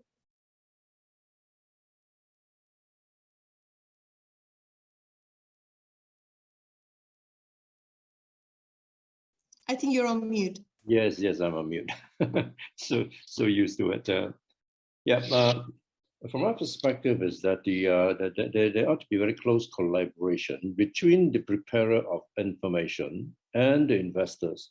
In other words, the investor really, the preparer information must really understand what the investing committee is looking for. As we have mentioned several times, that investment is always forward-looking. Financial information is always historical, right? There ought to be a collaboration on this to develop a framework whereby the financial preparers, all this corporate information, ought to address very clearly to the end users. I know many people say end users, okay, your regulators are one, and all the other stakeholders are very important, but at the end of the day, it is the investment community that look into the reporting that we offer. So that is the kind of services, or rather supposedly our expertise to help the investing community to be able to analyze the company that they're investing in. So there ought to be more collaboration on this area, not just compliance. I know that most people don't do it unless the regulators put a big stick, all right? But on the other hand, I always feel that if we are not proactive or entrepreneurial enough in the way that we think, all right, in allocation of capital, we will lose out in the business, all right? We cannot be competitive globally. So that is there again, So what I'm trying to emphasize the importance of close collaboration between the preparer for corporate information and the investing public, the investing community, right? Thank you. Karine, I'll turn to you for any final remarks or suggestions, please. Yeah, I will bridge over in terms of collaboration. I did mention it already in some of my remarks. I think it is quite extraordinary how much today investors and shareholders reach out to each other and coordinate and cooperate. Last week we had this amazing, climate activism week in terms of the big oil, with the decisions on 3 oil majors, but one of them, Exxon, think that an investor with 0.02% of the shares managed to pull together a remarkable change in terms of the composition of the board of Exxon. And this was done through pooling some other investors. So I think it's really important to mention. And then the last thing I wanted to say, you were, Seda, kind enough to remind of our, no time to rest on the ESG journey. And that's what I want to end with, saying that even if you've not started it, you'd better get started immediately, because it's about a slow and steady winning the race. And it's collaboration, and this is not something that's going to, go over, that you think, well, we have not done too much ESG work now, but let's wait for this ESG momentum or fad to come down. And no, because this is here to stay. So, and in that sense, I'd like to thank you as well for organizing this interesting conversation, because we all need really to make sure that we never be behind these important trends. It is a long journey indeed. Edoardo, please. Yes, let's take the example that Karine used. Who would have thought last year that these changes for this major oil company will come this year? Nobody. You were in the middle of pandemic, climate change, we know is the topic, has been a topic for the last 20 years. And this year, pam, pam, pam. So my point is, be ready. Start working on it, because ESG is moving fast, and you cannot be caught behind. To think, oh, I'm going to do when I have to comply with the law, that's too late. It's not something that you can change from one day to the other one. You have to have been working, you have to be doing your homework in advance. It's like for innovation. You cannot innovate from oh, now we need to innovate, we poop out a new product. No, you need to prepare it.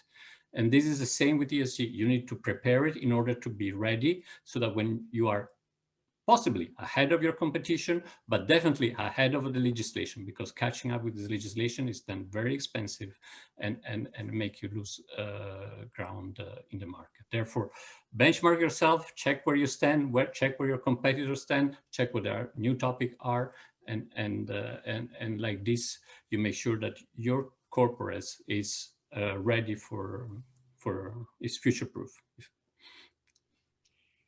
Thank you. Thank you, Edoardo.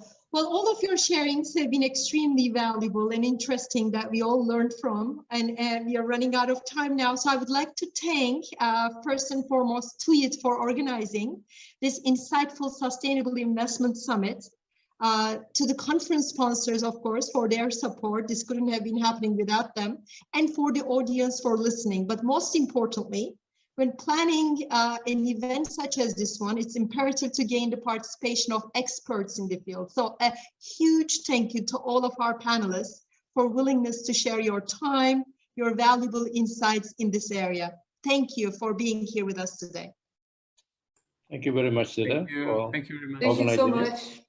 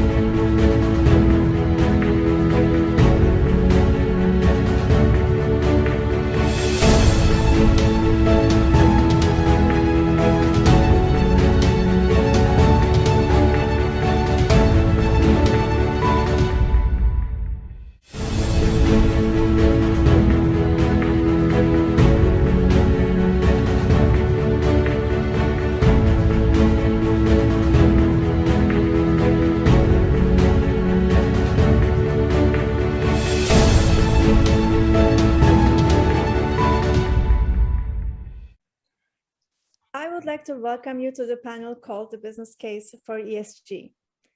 Lessons learned from 2020. Thank you to all our distinguished speakers for being here. First of all, I would like to ask each of you to introduce yourselves. Our first speaker is Feroz Nadar. He is Executive Director at United Nations Global Compact, Malaysia and Brunei. Feroz, please. Thank you, Kübra. Thank you very much for inviting me to share my thoughts today. So here today I'm representing the UN Global Compact Network Malaysia, which is the local network for the United Nations Global Compact, which is the world's largest corporate sustainability movement, over 13,000 private sector members. So primarily what we do is that we work with private sector to make them more ambitious about achieving the SDGs and to accelerate their transition towards a sustainable future. That's what we do. Okay.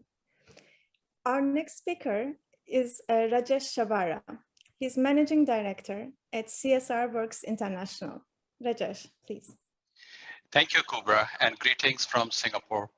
I want to thank the Turkish IR Society for inviting me to speak at this super fantastic event. And a special thank you to Aslı and Kübra for the invitation. I am the founder and managing director of CSR Works International in Singapore. CSR Works is the oldest sustainability services firm in the region, and we are focused on consulting, training, and thought leadership. Our key partners include GRI, the IIRC, the SASB, CDP, EcoVadis, Accountability, S&P Global. So we work with all the alphabets that you know, and make a curry out of it. Our thought leadership has 3 very exciting programs: Asia Sustainability Reporting Awards, Asia Sustainability Reporting Summit, and Asia's Top Sustainability Superwomen. I want to take this opportunity to congratulate the 2 Turkish companies for winning the 6th Asia Sustainability Reporting Awards we hosted last month. Industrial Development Bank of Turkey on winning the bronze medal for Asia's Best Integrated Report, and Kordsa Teknik Texel for winning the silver medal for Asia's Best Materiality Reporting.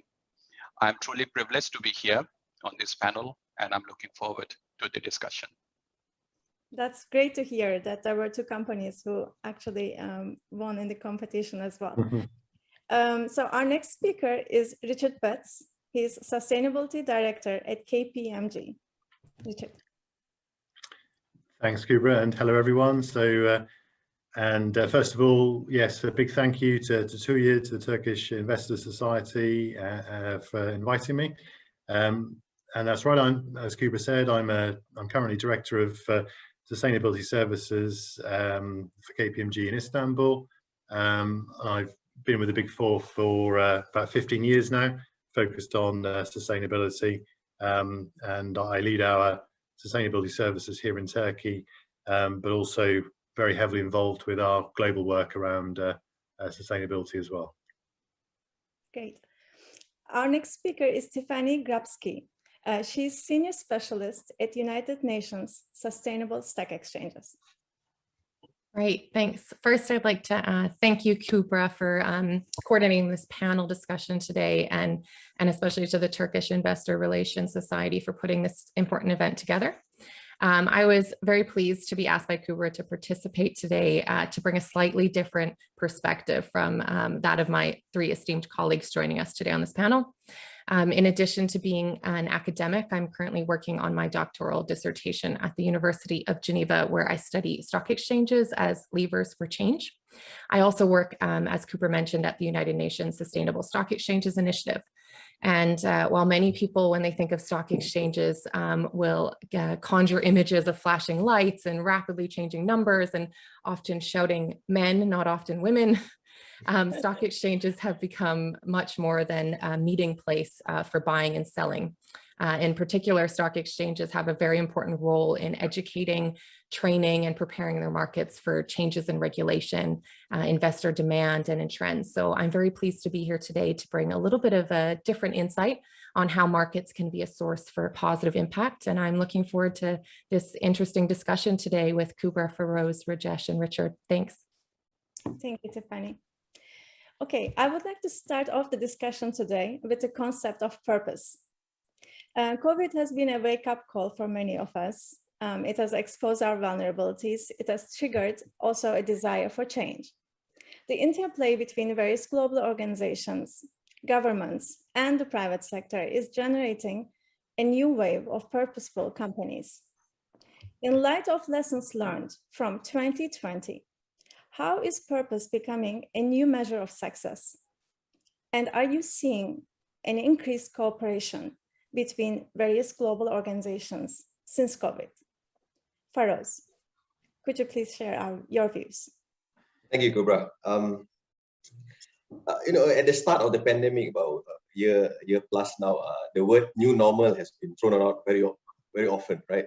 Now we are 1.5 years into the pandemic, and I think we have not come to an agreed definition of what is the new normal. We're still figuring out.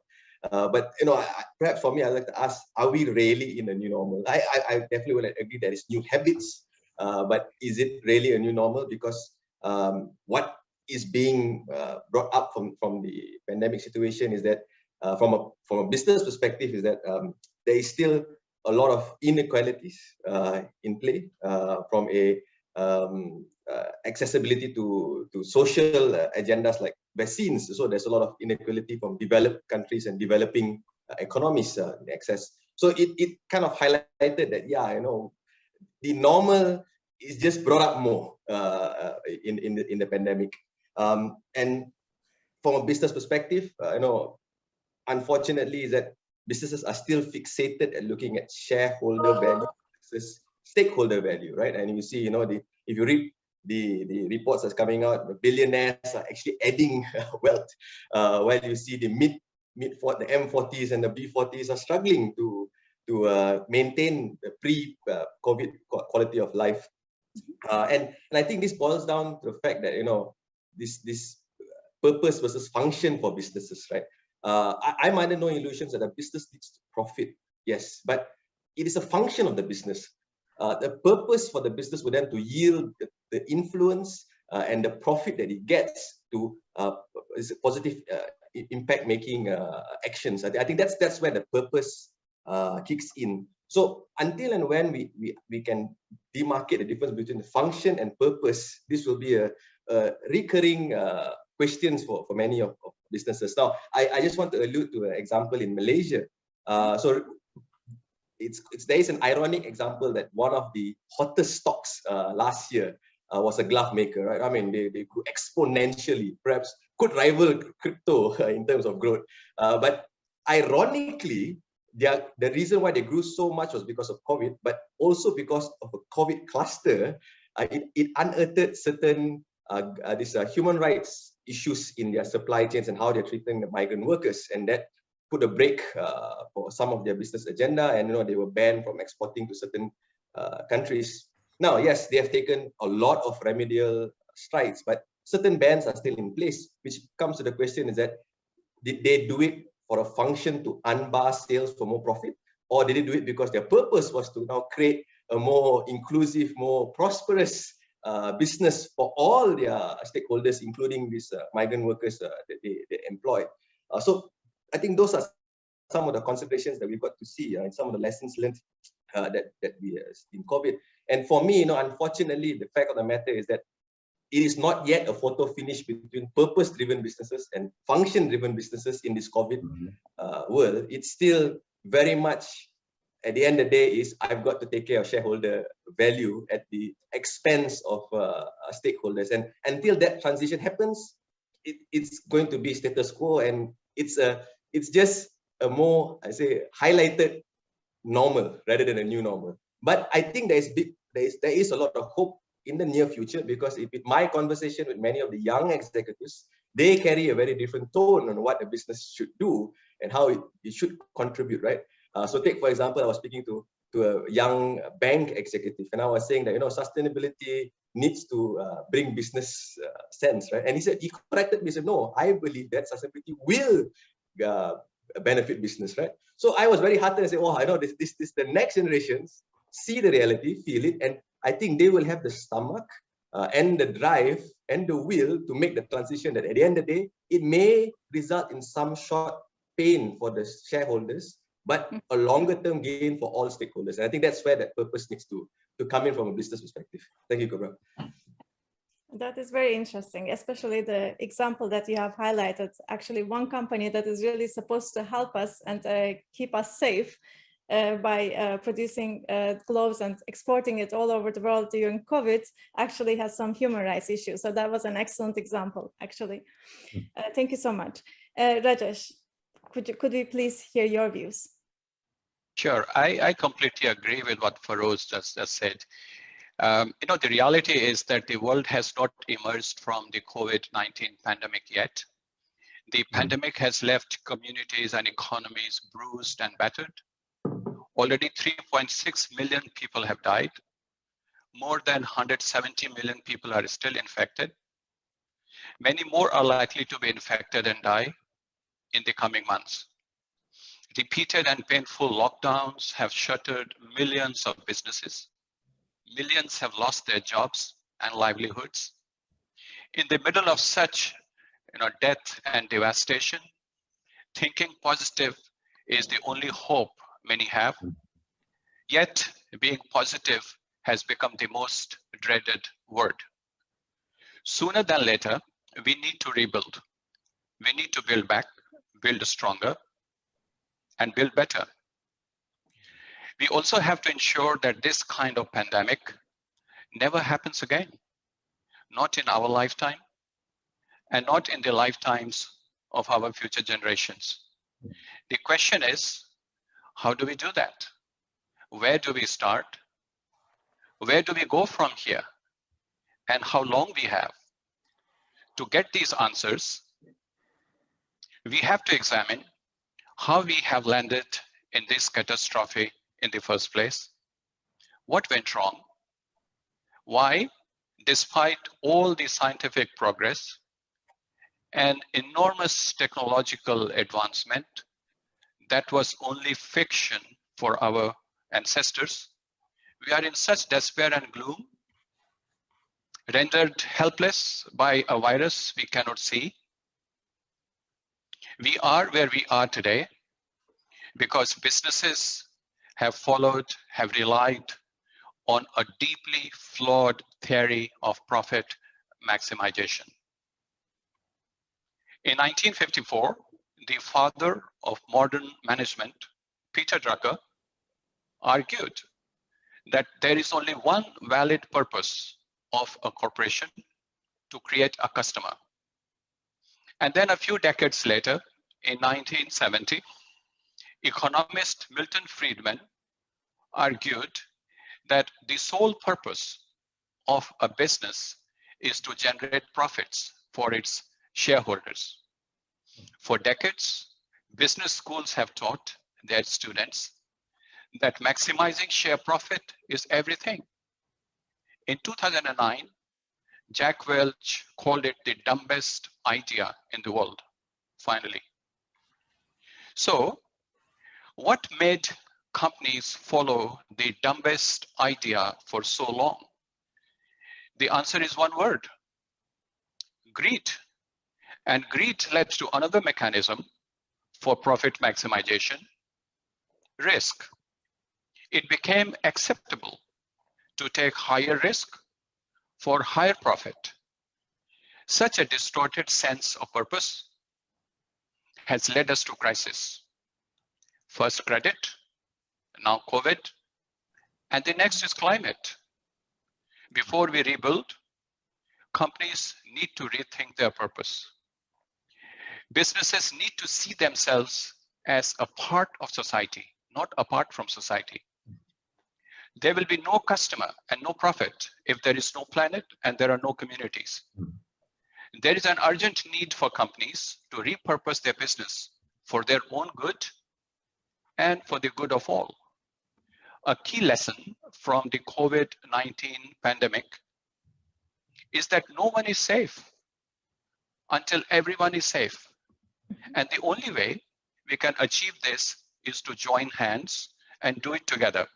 The UN Sustainable Development Goals provide a practical roadmap for companies to repurpose and rebuild a resilient future. Actually, the SDGs are the vaccine that we need to build an immune future. So that's where I will stop, Kübra, and listen to my fellow panelists. Thank you. Thank you very much, Rajesh, for this really nice clarifications as well. Richard, can we please hear your views? Sure, yes. So thanks, Kübra. And well, I completely agree with the great comments just made by the other panelists. So I completely echo those thoughts. I mean, I think, yeah, and I'll just sort of pick up on a few of the comments that Rajesh just made then. I mean, I think, firstly, we can see many parallels between our collective experience with COVID and what we need to do when facing other key issues that we're now facing, such as climate. As Rajesh said, you know, we're facing a virus. We've been facing a virus that we can't see. And when we come to climate change, we're also facing this global systemic challenge, just like COVID is a systemic risk. We're facing a global systemic risk that we also cannot really see, because climate change manifests itself differently in different parts of the world. In some places, the key issues is in terms of record wildfires. In another area, it's drought. In another area, it's sea level rise, etc., etc., etc. So, I think we haven't been joining the dots together very well, and so that's partly impeded our ability to respond to a threat such as climate change or such as COVID. But maybe then, before going into the how question as to how sort of purpose is now starting to be an important parameter for many companies, I think first, yeah, we have that why point. So we've kind of been connecting it with COVID and with the science, and that's a key point, that we need to follow the science. You know, we are blessed with all these sort of huge breakthroughs, all this sort of unprecedented knowledge at our disposal now. We really need to sort of you know, follow the scientific guidance, and the science is clear that many of the top risks now facing business, now facing humanity, facing all of us, are systemic risks such as connected to climate change, biodiversity loss, pandemic risks, and that these are not only systemic risks, but they're heavily interconnected. You know, at the end of the day, we do live in a highly interconnected planetary system and a global economy, and so, you know, we're now facing several unprecedented global crises, such as the climate crisis, which has been described as the greatest risk to ever face humanity. So I think, you know, given this backdrop of what our experts are telling us are the top issues facing us all, you know, for businesses to maintain their success, they need to be sustainable, purposeful companies, and that all of us as companies and as individuals, we all have a responsibility to contribute to the solutions, and to have a purpose, because, you know, none of us can afford to operate in a vacuum, oblivious to all these great challenges that we're now faced with. So I think that's, you know, that's the context. We're starting to see more of a focus then on purpose and on impact.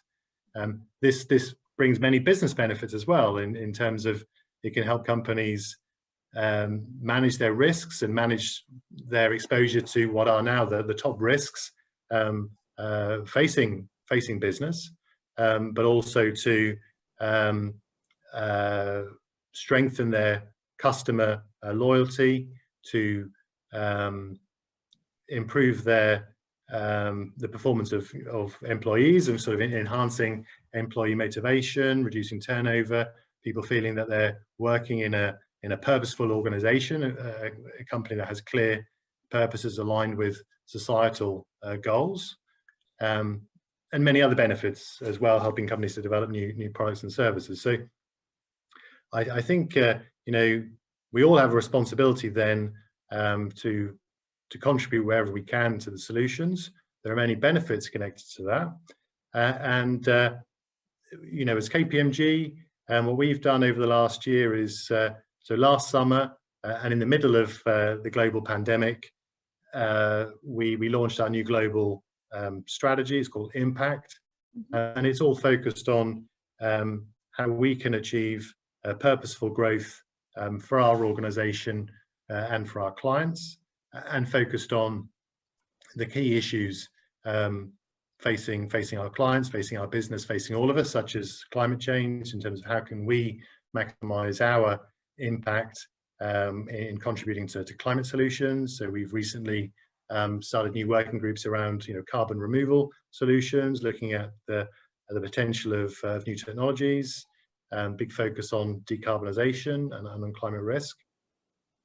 And this is, we're still in the first year with this, but this has really sort of helped focus minds, both with internal and external stakeholders, showing that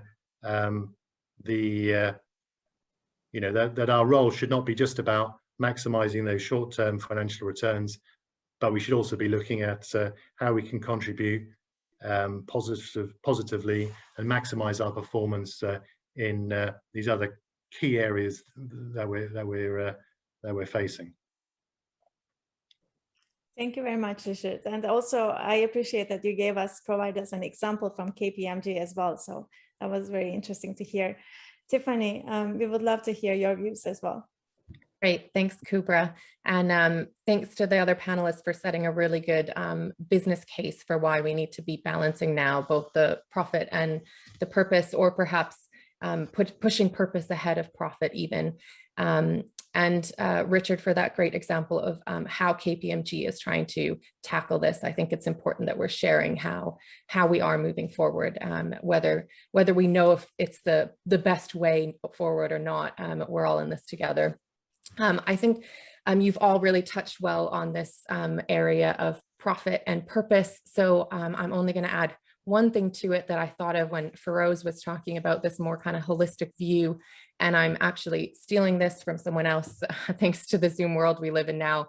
I was recently at a conference where Jeffrey Sachs was speaking, and he said something I think is particularly relevant for our conversation today, and that's that we need to reimagine what Adam Smith published in 1776 as the wealth of nations, which I think we're still working on now, and start to think of a mindset of the well-being of nations. And it's important to note that wealth is certainly part of the well-being. But rather than changing the measurements and changing the way we're operating, we need to think more expansively and more holistically in the way we profit and the way we see the world around us. But since everyone else has given such great examples of that aspect of the question of how we need to integrate purpose and profit in both our public policy making as well as our corporate policies and practices, I think I'd really like to touch on the other aspect of the question, which is cooperation. We've used so many different terms for these challenges that we're facing right now. And I'm talking not just about the pandemic, but as the others have also touched on, the climate crisis and inequality, et cetera. And we, in the academic world, refer to them as grand challenges or wicked problems. In policy world, we call them global issues. But what's consistent is that they see no borders. And as our world really tried to shut its borders to prevent the spread of COVID in 2019 and 2020, I think we really realize that without collaboration among nations, among political parties, among organizations, challenges of these grand scales and magnitude they just can't be tackled. So at the SSE, we've always highlighted partnerships as one of our key factors, and collaboration has been a part of everything we do. The initiative itself is a partnership between the United Nations through 3 UN agencies. That's UNCTAD, the UN Conference on Trade and Development, the UNEP-FI, which is the UN Environment Program's Finance Initiative, and of course the UN Global Compact, who we have with us here today as well. And then we work as well with the Principles of Responsible Investment, PRI, which is a UN-backed NGO. But really, from my opinion, the SSE started as a private sector initiative.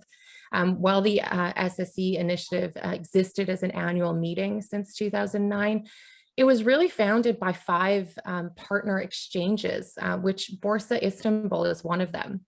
And that's what launched the SSE in 2012 as a partnership initiative. These 5 founding stock exchanges committed to integrating sustainability into their mainstream markets. And since then, we've now grown to more than 100 partner members, which are 100 stock exchanges around the world that have voluntarily signed a commitment to work on sustainability in their markets. So this includes all mainstream markets across the globe.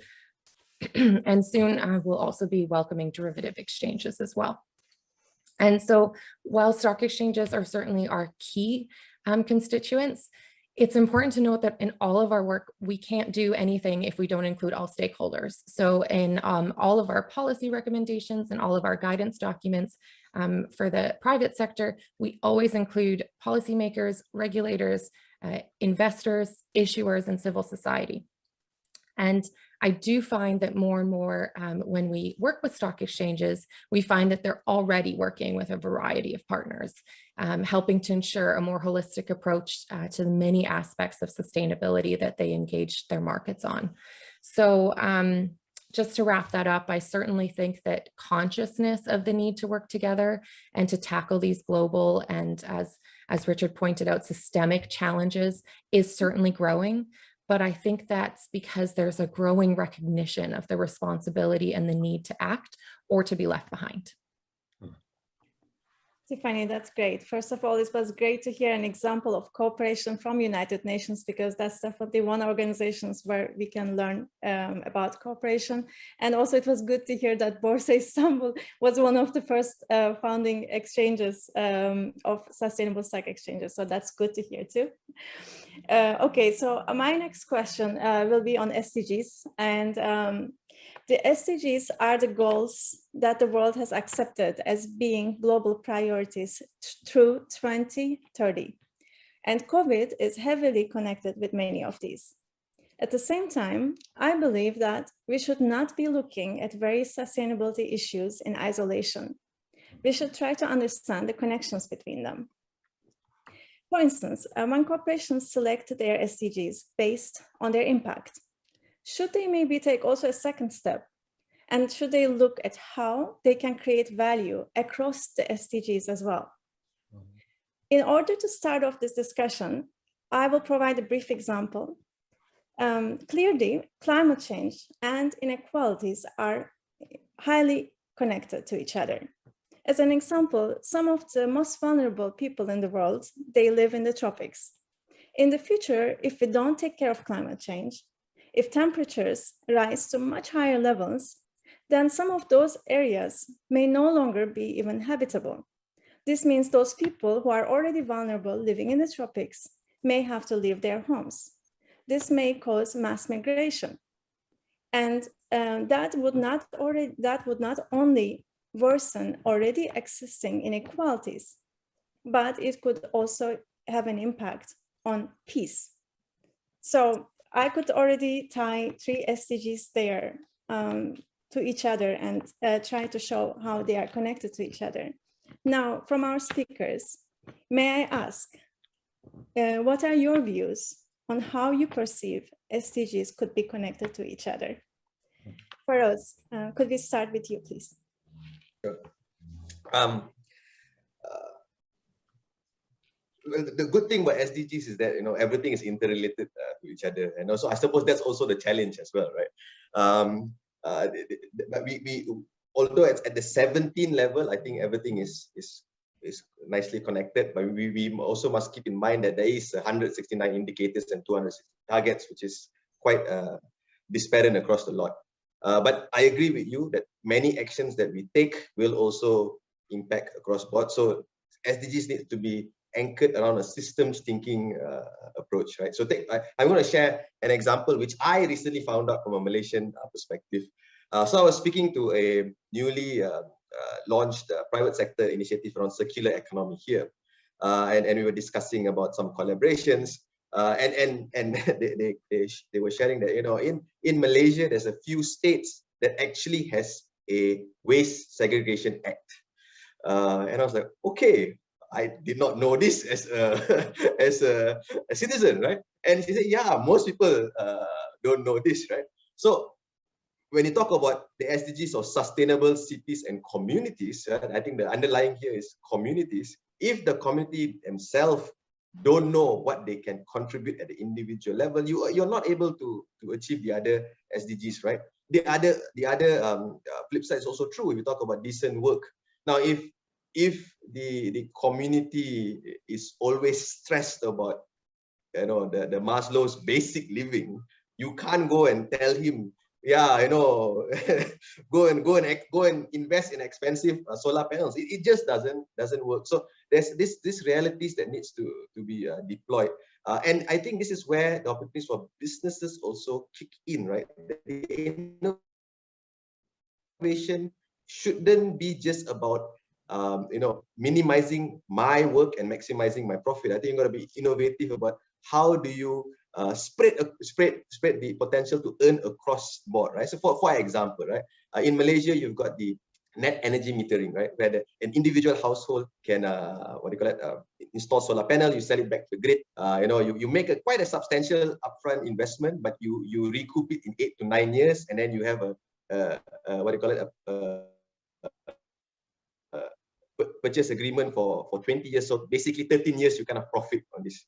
But as an individual, I've got to out-pocket a significant amount of money, and you see the uptake is very low because I got to take out my money first. Now, the solar panel providing companies perhaps could think of a different way. Like, okay, tell you what, I will do it for you for free. I'll give you a little money to rent it, and you can perhaps scale it up, right? But the risk now doesn't reside in individual, but it's taken by the business. So I think that's how the interrelatedness can happen between the various SDG functions. Thank you, Kübra. Thank you very much for this example, Feroz. Rajesh, would you like to continue, please?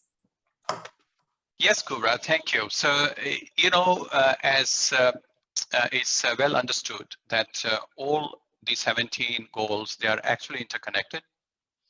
And if you look at the 17 goals, I can say that to simplify that some of them, they relate to the planet, and the rest relate to people who live in that planet. So the planet and societies, they are not separate from each other.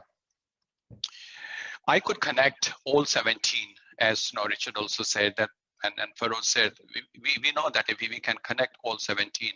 But when it comes for businesses, you know, the practice is that because of an established practice of focusing on impact, they will start with impact, and then they will see where are, like what the way we work with our clients, we say that look at these goals and then look at how your business has an influence, whether it's positive or negative contribution to these 17 goals. So that's how the entire process begins.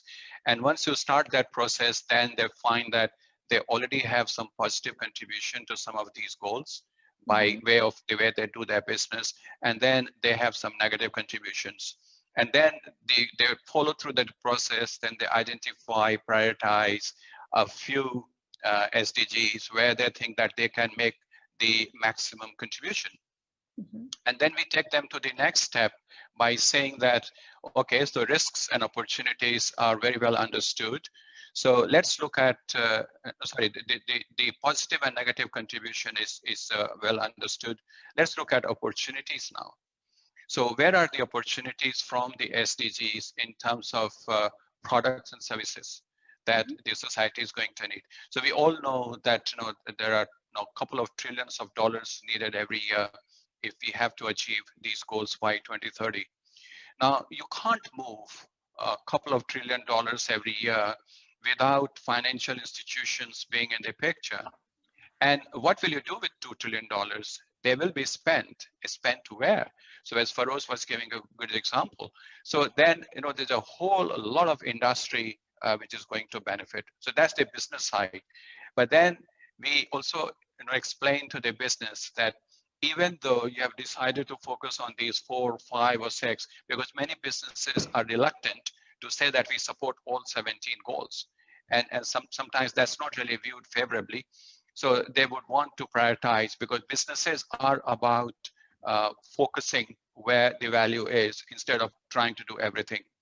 But then we explain to them that one action of yours can actually contribute to many other SDGs. So I have something here in my hand to show you as an example.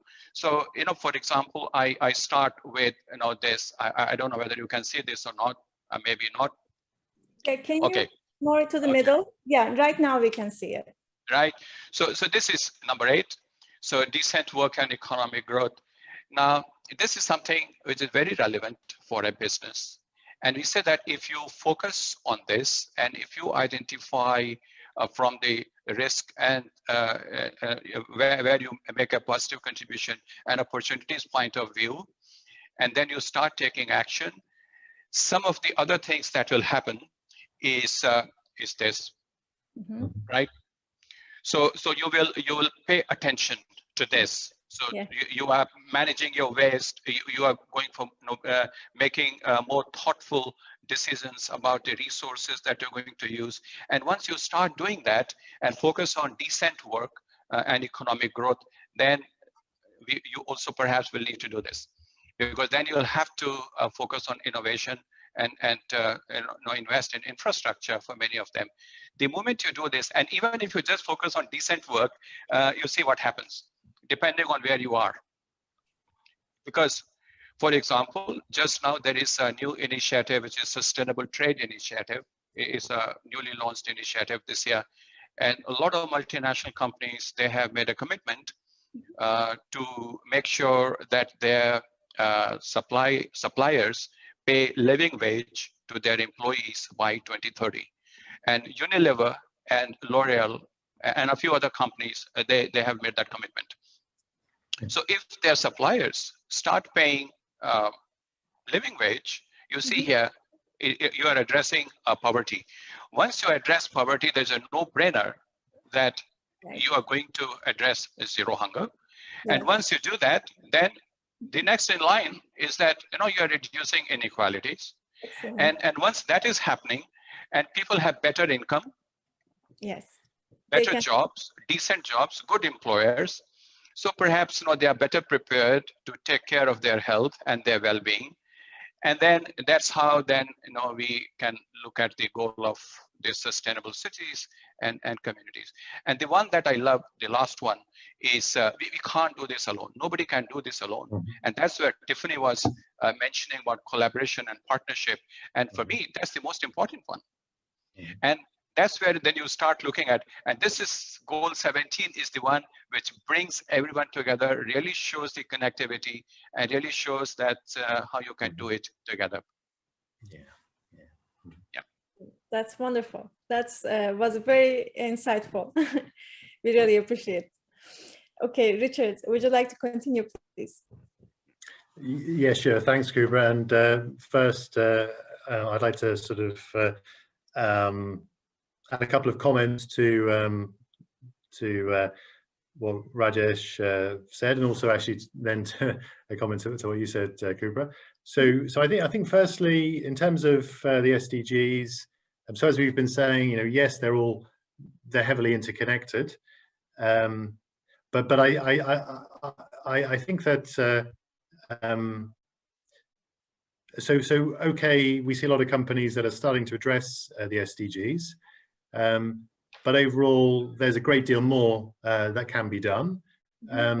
because in many cases, so far it's been approached as like a reporting disclosure exercise. So a company will work on developing their sustainability report, let's say, and then at the end, or as part of that process, they'll consider what the connections are to SDGs, and then it'll be done as like a mapping exercise between their pre-existing initiatives and SDGs to show the contributions to what to what they've done, and that's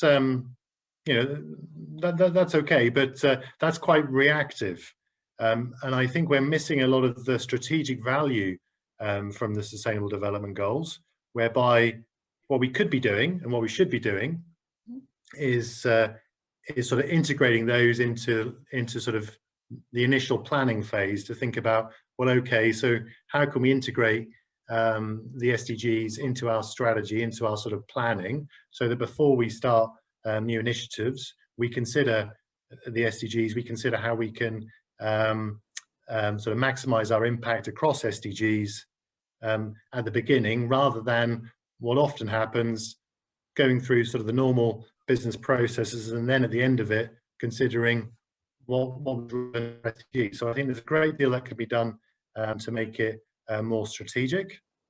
A lot of untapped potential with the SDGs on that side. As Rajesh also said, his last comment was in terms of the importance of collaboration, which was also a key comment from Tiffany.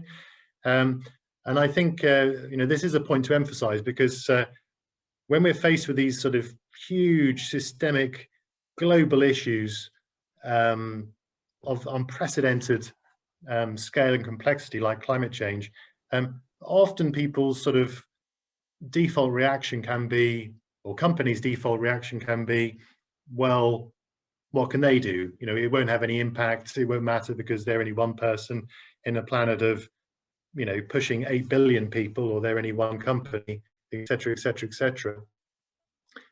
But I think if we turn it around if we flip it around and say, well, if we think of how we've got into this situation in terms of climate change or these other systemic issues, we don't see one sole cause. We see many sort of factors that have contributed to global warming, and so how cumulatively they've given us these global issues of unprecedented complexity and severity, and so really that shows us just how actually what we do or do not do in these from now on can actually have a very big impact.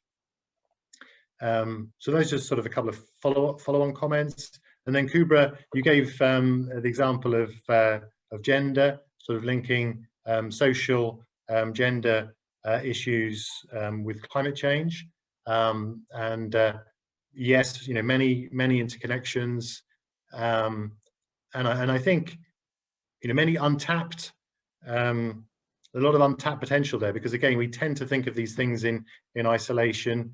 Climate change tends to get is often buried sort of within the E of ESG when it's a systemic issue, and so climate change, as well as being an environmental issue, is also our most pressing social issue. And I think we've tended to sort of overlook these kind of points. So by tackling and create very significant co-benefits, such as in terms of helping us to tackle climate change. Indeed, the very influential Project Drawdown report highlighted tackling gender inequality, especially in developing economies, as one of the most significant things we could do to help tackle climate change. And obviously, primarily we should be doing it to improve the lives of women and young girls in developing economies. But it's clear there will be very significant co-benefits And we've by focusing on things in isolation, be it climate change, be it gender, be it biodiversity, which is the example I actually wanted to give, we've been missing these sort of these very significant sort of intersections. And so there's really enormous untapped potential by taking the systemic view, not focusing on things in isolation, but thinking, well, okay, what are the co-benefits? And then, so that they were a few add-on comments. And just quickly then, natural capital, biodiversity. This is a big area of focus for us.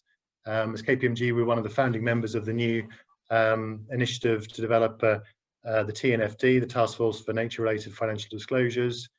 We have a publication out this week on the importance of the blue economy, where I'm one of the co-authors. So this is a big area of focus for us. You know, it's really clear that we cannot tackle the climate crisis without tackling biodiversity loss.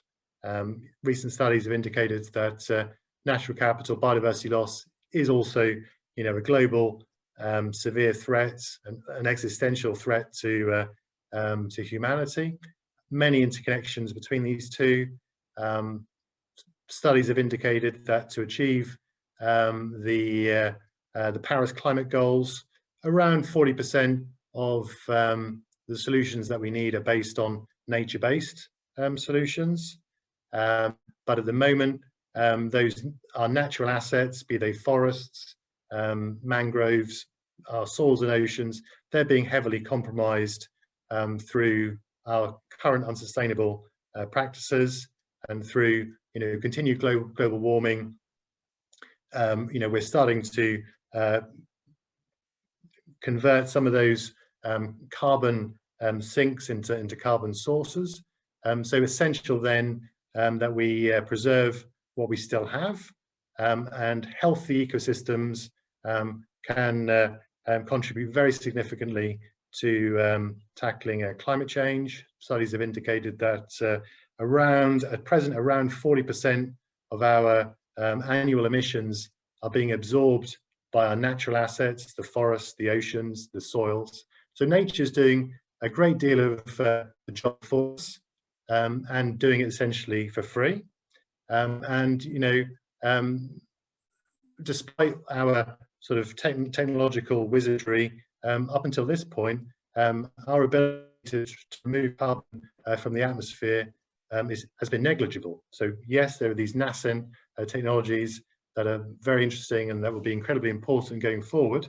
But up until this point, the natural world has been doing a deal of the work for us, absorbing, as I said, removing around 40% of our emissions on an annual basis, as well as providing us with a myriad of other ecosystem services, pollination, water purification, improving our spiritual sort of well-being, our mental well-being, our physical well-being, helping to sort of protect us against flood prevention. So a very wide range of benefits.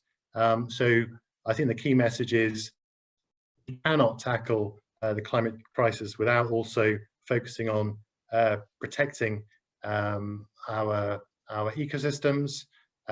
We must remember that you know, our economy, our civilization is a part of, this is a key message from the recent, you know, seminal Dasgupta review, that you know, our economy is embedded within the natural world.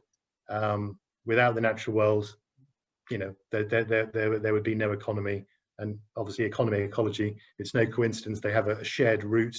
So that's, you know, we cannot tackle the climate crisis without also having a major focus on preserving our natural assets. Yeah, so Kübra, yes. Kübra, that brings me now first back to where you started, the first point. But before I go to that point, I just wanted to share that, you know, we have these Asia Sustainability Reporting Awards. So we already have 6 editions.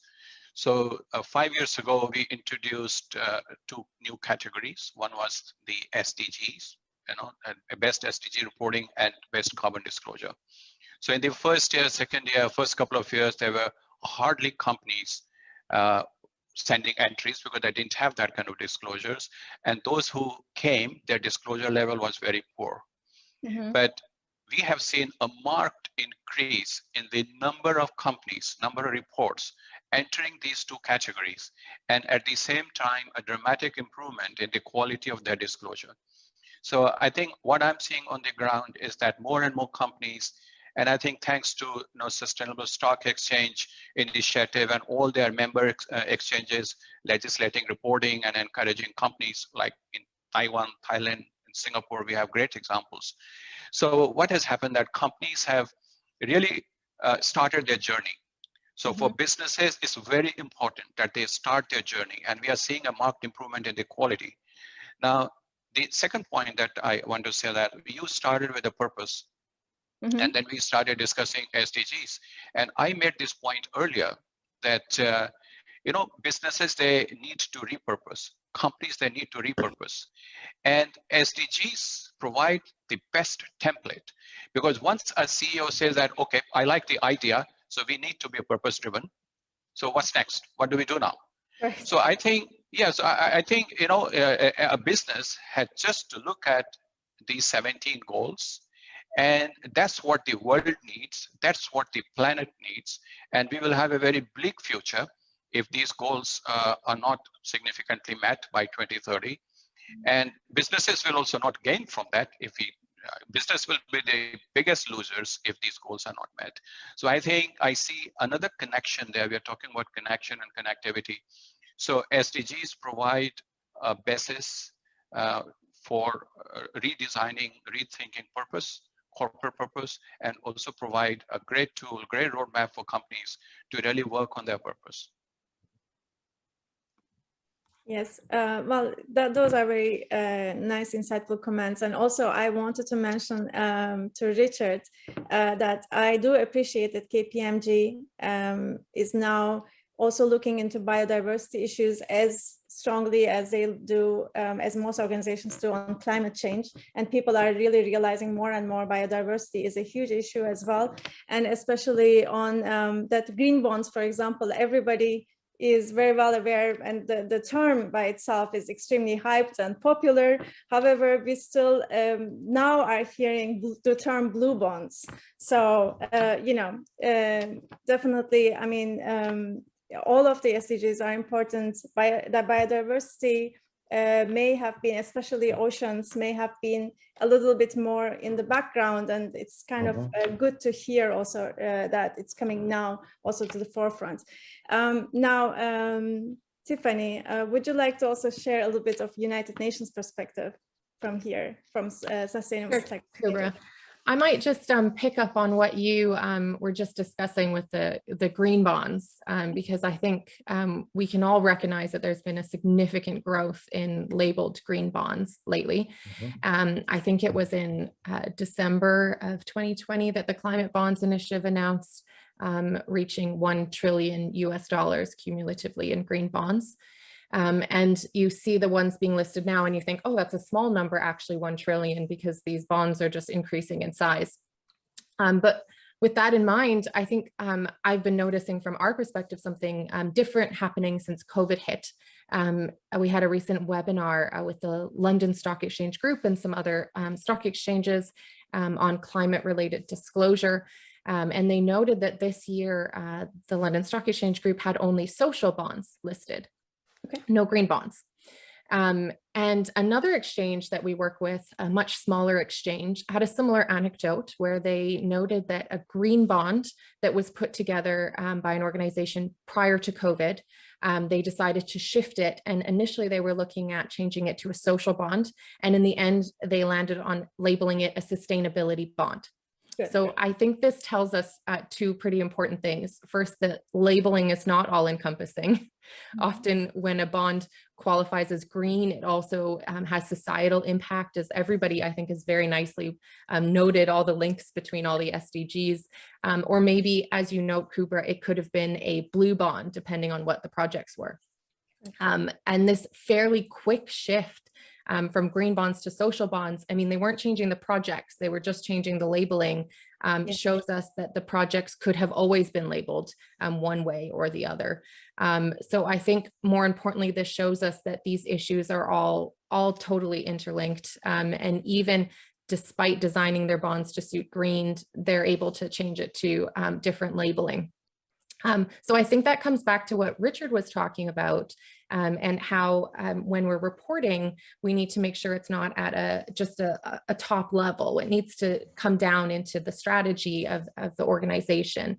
And I'm glad that you brought an update of the TNFD. I think we've learned a lot from the TCFD prior to this with climate-related financial disclosures, which really highlighted how we need to integrate this into our financial disclosures. This isn't separate from finance. These are the same things we're talking about.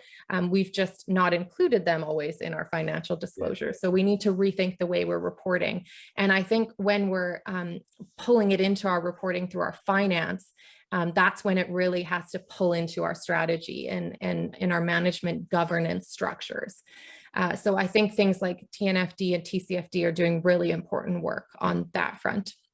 And then maybe I'll just add one more comment on the SDGs. Prior to the 17 SDGs, there were the Millennial Development Goals, the MDGs, which I think people knew much less. I think we did a much better job marketing the SDGs than we did the MDGs. But note that there weren't so many. So we've gone from 8 MDGs to 17 SDGs, and they're the same topics. We've just divided them in a different way to make them in kind of easier to grasp chunks. So I think that shows a lot as to how they are and always have been interconnected. And while at the beginning, we saw a lot of really surface level adoption of the SDGs, those little squares that Rajesh was showing us show up on corporate reports all the time now. Maybe it is needed just as a start to recognize our relation to these impacts. But now we have to go further. And as Richard said, we have to now integrate this more into a holistic thinking within the corporation and understand how this will benefit the opportunities we're going to get as corporations, but also the real systemic risks that are facing us as organizations. Kübra, could I just add on a bit to Tiffany's thing? Definitely agree with Tiffany's comments. I think one of the major challenges for SDG for business is not written in business speak. So it's difficult for businesses to actually correlate to many of the indicators and target levels. So this is what we realized at UNGC as well. Therefore, last year we developed something called the SDG Ambition Benchmarks. So we are looking at SDG from a performance perspective, right? At the end of the day, for a business, what is the performance that's required for a business to positively contribute to sustainable development? So we've identified 10 actions as a starting point, which private sector can now say, immediately, this is how I can relate to SDGs and how this is going to impact my business. So for example, as Rajesh was mentioning, living wage across the organization, equal gender representation across all levels of the organization, zero waste to landfills. So we've identified certain benchmark which is written in business speak and is easily understood by business decision makers. And I also wanted to just bring up something which is my personal opinion. The current approach where businesses are given the flexibility to develop their own materiality matrix, I feel it's going to lead us down the same path of profiteering only, because businesses are going to cherry pick things that, yeah, I know I'm not good at this, I'm not going to pick it, so it's not going to be an important thing for me, right? So I think picking up Richard's point that SDGs can be a strategic agenda, we also need to predetermine certain things that private sector needs to do, right? Because in many of the developing economies, if you look at business strategy, only a handful have related climate risk as part of a core risk that they got to address, right? And everybody's still figuring out what does climate risk mean to me. Now, the other thing that I think needs to take into consideration is there is a clear divide between developing economies and developed economies. I think we cannot hide that fact, right? So while it's good that developed economies are pushing certain standards, it's great that you're pushing living wage across the supply chain, but we have to be careful that the cost is not transferred down and the poor guy at the bottom of the supply chain picks up all the costs. And this is something that we have learned quite painfully from the palm oil sector, right? So you get pushback from certain parts of the geographic equation, say that, look, at the end of the day, it's unfair to us. There's demand, we do it, but nobody wants to pay, right? So it's important to also put money where the action needs to happen. So I think that's the kind of balancing that needs to be looked at for interconnectedness of SDGs as well. Great. That's great. And if I could just quickly respond to that, because I think Farah's made some really good points there. So just on sort of the cherry picking point, well, I think, so one thing that we've been heavily involved with at KPMG over the last year is, you know, working with the World Economic Forum and the other big four, and we developed the World Economic Forum stakeholder metrics white paper, where we sort of listed the core minimum, if you like, of indicators that all companies should report on, a group of about 20 indicators that, irrespective of what a company does, their sector, their location, they should be relevant to all businesses. To try and standardize it a bit more, because yes, clearly there has been an issue whereby companies have followed different standards, have taken different approaches, have set boundaries at different points, and this has had big issues in some cases around, you know, being able to then benchmark, compare, understand what companies have reported because of all these different approaches. So that's something that we did to try and sort of help standardize it a bit. But I think there's only so far that business can go.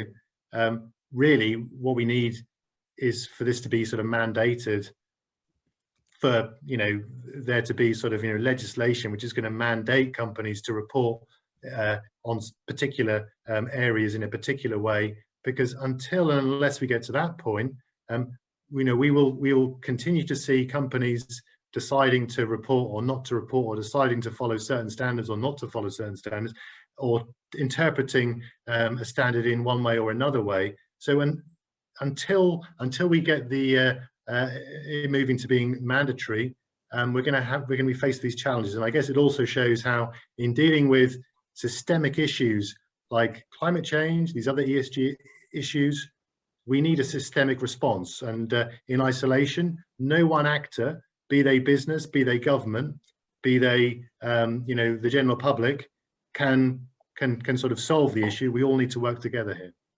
That's wonderful. Well, Richard and Tiffany and Rajesh and Faroz, I really appreciate that you all have been here and shared all these insights, and also especially very original it is when you can share views from your perspective and from your companies or organizations, because that's not something that we get unless we actually speak to somebody there.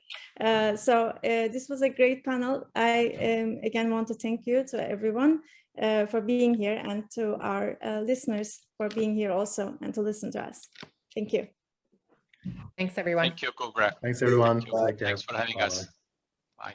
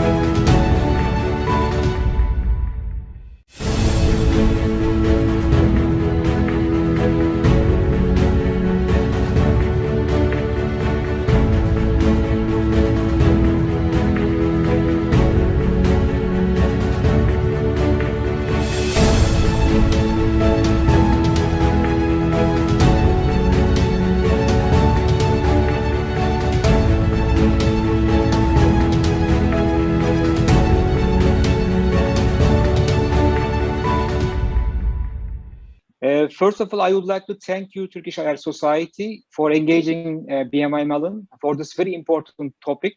As a 237 years old institution, we have few pillars to continue to our life cycle, being relevant to the markets. One is the technology. A second one, I think another important factor is the sustainability of our presence and of our businesses, counterparts. So this is one of the areas that therefore we give a lot of importance. For this occasion, we pick up a panel titled Sustainable Debt Products, Green, Blue, Social, and Beyond. And in this panel, we would like to discuss certain topics, major topics like market trends, product labeling challenges, bridging the data needs of issuers and investors, like setting the different angles, capital markets responses, and how to solve the market challenges, which is still lots of challenges involved. For this, let me introduce myself. My name is Cihat Takunyacı. I'm heading Istanbul BMI Mellon Istanbul Rep Office as the chief representative. For 24 years, I'm working for BMI Mellon. We lined up very experienced fellow panelists from different locations of BMI Mellon. I would like to introduce one by one. The first colleague is Adriana Pierelli, who is Managing Director of Global Client Management Organization of our bank. She's based in Milan. Over 30 years of experience in the financial industry, Adriana is head of Southern Europe and has responsibility of several key clients, including global systematic important FIs and central banks. And among her responsibilities, she is also a member of BMI Mellon's Global ESG Steering Council and our ESG Client Solutions Working Group, and responsible for ESG at our European Bank overall. Second panelist, Aish Maurya, our ESG digital and data principal in issuer services of BMI Mellon organization. A data analytics native who has gone green and currently exploring ways on how technology, data science, and digital together can help create innovative financial industry solutions, helping issuers adhere to second-degree scenario. Aish's current focus is building corporate trust strategy capabilities in sustainability bond segment. He joined BMI Mellon in 2014 as part of specialty analytics team and hold master's science in quantitative finance from Smurfit School of Business, University College Dublin. My third colleague, Karine Neal, she is Global Head of Business Applications. By the way, Aish is located in our Dublin, Ireland office. Karine Neal, based in London, Global Head of Business Applications at BMI Mellon. She's going to represent the investor side of the story for today. Global Head of Business Application at BMI Mellon Data Analytics Solutions, which is the fintech arm of our bank. BMI Mellon recently launched an ESG application targeted at investors, which has won Best Innovation of the Year in Artificial Intelligence category by Voters Technology and Best Innovation by Global Investors. And my last panelist, Paloma Alvarez Uria, she's based in Madrid, Spain. She's Senior Relationship Manager on Corporate Trust EEMEA organization, covering relationship with financial institutions and corporates for the Iberian region out of our Madrid branch. For the past year, she has been leading the ESG conversation with the DCM community in EEMEA, listening to issues and arrangers' concerns, priorities in the issuance of ESG bonds, where BMI Mellon is acting as trustee, issuing and paying agent. And she has a experience with the company for over 20 years in different positions. Without further ado, I would like to immediately quick the importance of actually the sustainability and especially environment side of the story. As you know, in Turkey, we are experiencing for the last couple of months a heavy sea snowt in Marmara Sea, which actually technically affects almost 2/3 of the population because of the proximity and 40% of the industry located. And that also shows how important and environmental driven factors and shows us the importance of to find quicker solution and being responsive on such issues, especially to manage the biodiversity of the region. So such an important effect need to tackle important the actions.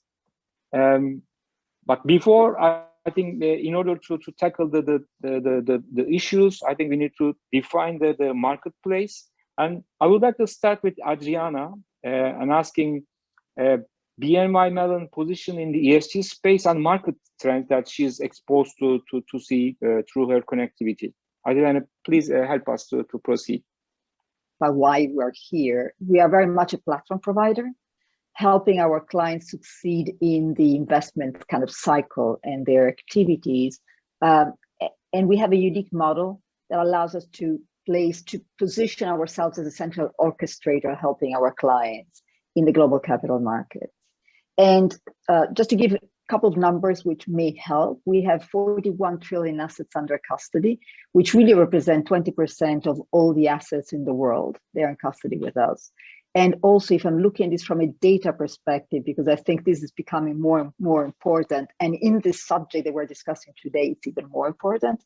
We have over 30 trillion in assets where we're really looking at the data component of those assets, and we're leveraging the data to provide our clients with insight and information that's really helpful to them for their business model. In the issuer space that we're also going to look at, we're a #1 provider in the DR space, in the deposit receipt space for those entities and those companies that want to be positioned in the US market with their own equity. But also on the debt capital markets, we are one of the largest providers in the world. And of those assets we currently help administering, 38 billion are green bonds. And I think that's another key element of our discussion today, is also helping people to understand that angle. Finally, we're also a large investment management provider. We're not going to discuss that specifically, but we have a good view of the investor needs, both from our own boutiques perspective, as well as a provider to asset managers in the world. And there we're the 7th largest asset management provider, and 75% of the assets we manage are managed by our boutiques, who are also PRI signatories. Again, just to put a little bit of the context of why we're discussing. And finally, last thing that I would say, more and more we're also fintech. We're investing 3 billion every year in our technology. Majority of this is now invested in innovation, which is a key element for the future of the financial industry, we believe. Why is this becoming? It has become, I would say, the key element, or one of the key elements, at the level of the CEOs and the first line of every single financial institution in the world and every single asset manager in the world. And there are 3 main reasons. One is there are, in a number of markets at this point, both in Europe, in some of the countries in Asia, but also in the US, enhanced regulations and disclosure requirements in the space. The second one, there are massive government investment plans in Europe, for sure, but also now in the US. What Biden has announced is becoming a critical element in terms of the investment opportunities in ESG, in climate specifically. And there are increasing pressures from the investors and really the people in the street, right? Every one of us are concerned with the climate change and focusing on making the change or pressurizing our government and all the people we do any business with to actually help on the climate change perspective. In terms of some numbers also here, again, just to kind of put things in context, global assets that are applying ESG data have more than tripled over 8 years. Now, these numbers may be slightly different depending on the source, but we're talking about around 41 trillion in 2020, which is a huge number, of course. According to Morningstar's, in first quarter 2021, there has already been a 19% increase in sustainable investment funds to nearly 2 trillion. And in 2019, so last year, 1 year before, European domiciles ESG funds grew 56%. And they are now 668 billion. Now, a lot of that may be change of a nomenclature from normal fund to an ESG or sustainable fund. So there is a lot of that going on, but still it tells the level of change in the marketplace going to more of an ESG kind of agenda. On the issuer side, in terms of green bond issuances, in 2019, there was already a peak with 257 billion. Notwithstanding COVID and the fact that there was less issuance in the market, 2020 was a better year for issuances, and we reached 270 billion. All in all, we surpassed the 1 trillion. Again, the numbers are massive in a very short period of time, if you think about that. And finally, sustainable bond issuances are expected to reach 650 billion only in 2021. So this is accelerating. It's not only has grown a lot, but it's accelerating. Now, just moving for a second to regulations, how much has the regulatory landscape changed, right? So it started all in 2015. So again, not such a long time ago, with the UN Sustainable Development Agenda for 2030. There were 7 sustainable development goals decided upon, with only one related to climate change mitigation and 169 targets. Same year, the Paris Agreement was signed. It was signed by 197 countries, 191 ratified the agreement, and interestingly, the US exited and re-entered the agreement only a few months ago. And of course, there the focus was to allow for an increase in temperatures of not more than 2 centigrades, relative to pre-industrial levels, which is a huge target to achieve and a very difficult one to achieve if we don't go there all together in the shortest possible time frame, to be fair, acting now. And then we go to March 2018, where the European Commission Action Plan on Financing Sustainable Growth was actually approved in only 18 months. The EU was never able to do anything like that in that time frame.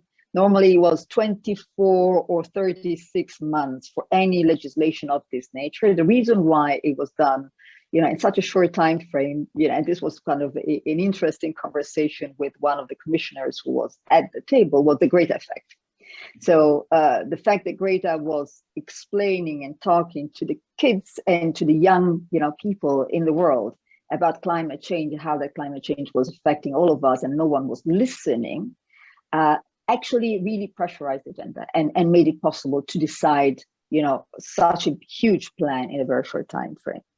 And there, again, we're entering capital flows towards a more sustainable economy, mainstreaming sustainability in risk management, so introducing in every risk management approach also climate, and fostering transparency and a long-term approach. All of a sudden, financial institutions are asked to have a scenario that is 30 years out, 20 years out. We've never done this before. So a whole scenario planning with a complete different time frame in mind when you're looking at climate.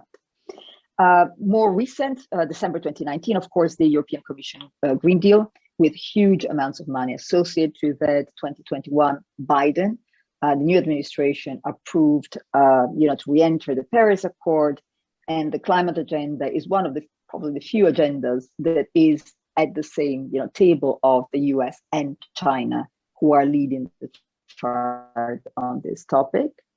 And of course, if we're looking at the future, this is it's not a project that's finishing with climate, but certainly from a European standpoint, the expansion is there to go to brown taxonomy, biodiversity, social taxonomy. So, there is already a plan for the next couple of years to introduce and implement more of the ESG agenda, expanding from climate, which I think it's a key element of discussion.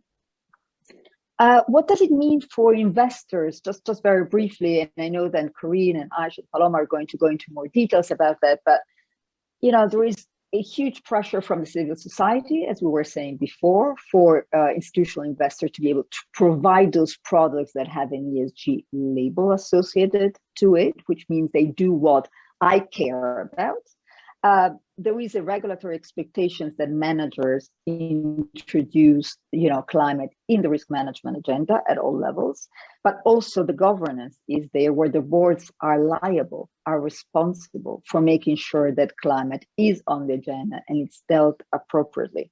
So this is not any longer something with a nice, climate or ESG working group somewhere down in the company, but it's very much at the top of those companies, which it has been a meaningful change, which is very visible in all our clients. And clearly there is on the other side, an increased need for green assets to invest into. Do investors, are they able to find the types of securities, both green bonds and other assets that would actually meet their needs? And it's not a given that they are there to be found. From an issuer perspective, of course, the governments, right? So governments are issuing more and more on the green bonds. We've seen a number of countries that are going in the space with huge amounts, and of course with purpose, which is a key element. And if I'm thinking about what numbers are we talking about, the EU has positioned a plan that's talking about over 2 trillion in assets, 800 billion, and so it's climate related. The Biden administration has talked about a 2.1 trillion, project, which is now being reduced somewhat to 1.75. It hasn't been approved yet, but a lot of what they're talking about is changing the infrastructure to be more in line with the needs of, a climate agenda. So really kind of changing everything that's related to car, automotive, it's quite wide. And of course, we're going to corporates and SMEs, which also need to issue green bonds. And large corporates are certainly better placed to do that than SMEs, but we'll discuss this further. In terms of the largest markets, of course, it's, in 2020, we're talking the US and then Europe, Germany, France, and fourth, interesting enough, China. Key issues, and then I'll certainly end on this note. I mean, there are a number of issues, both for investors and issuers. And if I'm thinking about some of the issues that investors have, lack of specialized resources. Is there the knowledge? Are there enough people with knowledge of the subject at the right level of detail to be able to operate? Lack of clarity of what ESG investing even really means, which again is an interesting point. Keeping pace with the regulatory changes. There's huge amount of change coming through, and some of that is not completely clear, or the data points, and we're going more into the data discussion later on, are there the data to be used in order to be able to comply or to ensure that your products are what they should be? Fear of negative impacts on financial performance. So is this kind of a end or is an end, right? Am I going to be able to have performance as well as being able to deliver on the climate agenda, or this is not possible? Fear of being accused of greenwashing and information asymmetry. This is true for both investors and issuers. And on the issuer side, I will just kind of say, there is also a little bit of a problem with lack of understanding where there is a price advantage for an issuer while issuing green bond versus a non-green bond.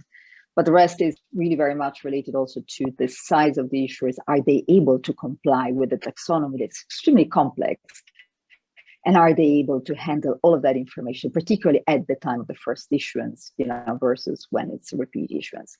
So I'm not going to take away further time from my colleagues, but just to set the scene and hopefully to have a further interesting discussion around these topics.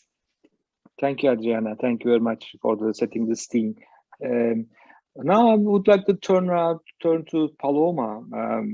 Why we see this the infrastructure, but how this changes affected in the debt capital markets? What's the impact of this agenda? What kind of changes we're already seeing, or what and we're gonna see in the future? Paloma, can you help us? Sure. So I mean, Adriana has already told us the impact is huge. We have seen a large increase in the issuance of green bonds since 2015. There has been a cumulative annual growth of around 60%. And some reports published by rating agencies such as Moody's, they expect the sustainable bond issuance in 2021 to be up to 650 billion. I mean, this will represent an increase over 32% over 2020. So this year it's expected that 8 to 10% of the total global bond issuance will be green, which is a huge change from the previous years. I mean, the market understands that there is an increase in the ESG awareness, which has been identified, intensified with the current pandemic.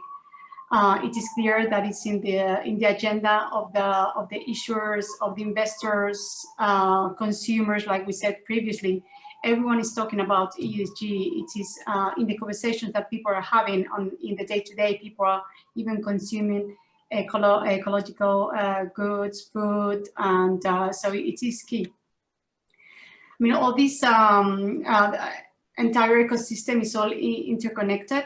So what we see that asset managers and investors are demanding a more clear transparency to the issuers, which in turn is driving the global, policy. In terms of Europe, we have seen how the European Green Bond standards pretend to help towards, more transparency and harmonize reporting. And I think, like we mentioned earlier, 50% of the bonds global issues are originated in the European Union. So I think with all these market developments, I think that the issuers have a very good understanding what other their obligations will be and how they will be driving the ESG agenda in the capital markets. Another effect that we've seen, and one of the changes for this ESG becoming a priority, is we have seen the evolution of interaction between the investors and the issuers' investors relations department. Bondholders typically felt that their influence over the company's obligation was kind of very limited to bond roadshows and the covenants of the bond. But now they're realizing they can exert influence over the company's investment, the risk management practices, issues disclosure, which directly, drive the ESG agenda. So I think, the green bonds in this regard represent, a considerable innovation because they focus on the green use of proceeds, the impact reporting, external review. So I think they have provided to bondholders a degree of transparency, and also they realize that they can become more involved in the strategy of the company, which was like an area which was previously only directed to equity investors. And we have seen that now bond investors have become, they have more power in the debt capital markets. Thank you very much, Paloma. Now I would like to turn to Karine, taking to the investor side of the story. As Paloma summarized, there is always a question mark. Is there really interest, or is it a passion? How you see on the investor side? Is it growing as fast as it is? Is it good, or what's the challenges that hindering that progress? How you see it? So I would like to comment on what Adriana just said a few minutes ago on the growth that we observe. So one of the applications that we deployed on the public cloud to help our clients is focused on understanding the behavior of US retail investors. And what we do observe since the beginning of this year is very rapid growth in their demand and their subscriptions into investment products that are labeled as sustainable by Morningstar. But it is really important to realize a few things. First of all, is that although this is the category that is growing the fastest among US retail investors in particular, this is also quite small comparatively to the rest of the investment products that is available for them to invest into. So that's the first thing. Second thing is that even for the US retail investors, those products that they invest into have been safe, self-labeled as sustainable by the manufacturers of those products, which are asset managers. And I think that what we are starting to see in the data that we process, because we produce projected demand for those investment products, what we're beginning to see is actually retail investors being more inquisitive as to what they invest into and querying what are the features that makes those products sustainable. So there might be changes going forward. So bear in mind on the retail segment part of the market, especially in the US, fast growth, much faster than any other types of investments, but still relatively small compared to the overall size of the market, and potentially changes because of the self-labeling being challenged. What do we see on the institutional investment side? So as you just said, we introduced that application, ESG Data Analytics, that has been available to everyone to try and to buy since the beginning of the year. And this application applies globally to all institutional investors. And we developed this application because all of our surveys with institutional investors and that of our client and that of third parties such as the CFA Institute show that between 40 to 50% of institutional investors are staying on the sideline of investing into sustainable products. Why are they staying on the sideline? That's a huge amount of capital that is not deployed towards sustainable goals. When we ask our institutional investor clients, they basically say that there are three main areas that are preventing them or that are creating hurdles for them to invest in sustainable investments. First of all, they have themselves individual set of sustainable priorities. There is no such thing as a unique definition of sustainability. What it is to you will be very different to what it is for me. And as a result of that, they want to make sure that when they invest into something labeled as sustainable, it meets their own set of definition of priorities. And that's really important because Adriana mentioned the term mislabeling or greenwashing or social washing, which is when a product has been mislabeled with a definition of sustainability that does not correspond to the definition that the investor understands as being sustainable. And that's absolutely critical because in all of our surveys, different investors around the world have very different priorities. Some of those are quite regional, actually. When we speak to institutional investors in Asia Pacific, for instance, they tend to emphasize aspects of, for instance, access to clean water or financial inclusion.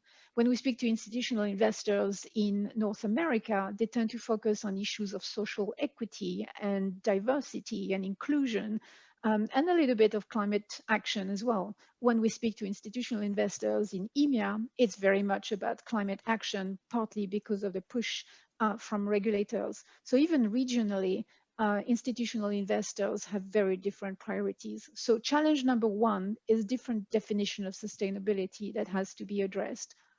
Issue number two is institutional investors are extremely perplexed on the data that is being available, that is published or that is collected from issuers themselves, because two different sources providing data on the same issuer typically will show you different information. It could be that the definition was different. It could be that it was collected at a different point in time, many reasons, or it could be interpretation is different. But it's very perplexing for investors to see that the data may differ so much. So issues of both trust in the underlying data collected from issuers and applying different definitions are hurdles that need to be addressed. So it was just mentioned that we launched this ESG data analytics application, which is initially targeted at investors, asset owners, and asset managers, and is specifically reconciling any definition of sustainability, and is specifically addressing how investors trust or consider to be fit for purpose information collected from issuers. And we think that is going to help tremendously the investor community feeling confident in deploying capital in those new sustainable opportunities. So in terms of challenge, it's mostly trust and information and data manipulation challenge that we're currently helping institutional investors with. Thank you, Karine. I think then we need to turn to Paloma to ask if there is any way overcome that hurdles. I think it comes with are there any standards, principles, or benchmarks that can be recognized and having a practical application for the issuers to manage that concern? Paloma, are there anything on that front? I mean, that's the issue, you know, it's in the sustainability segment, there's, I mean, it is started with a variety of standard and taxonomies.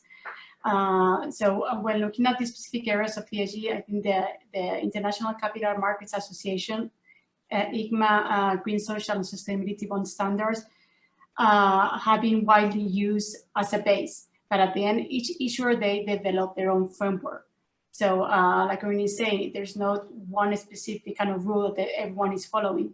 They will take EEMEA like as a base, but each company, each issuer will create their own internal framework.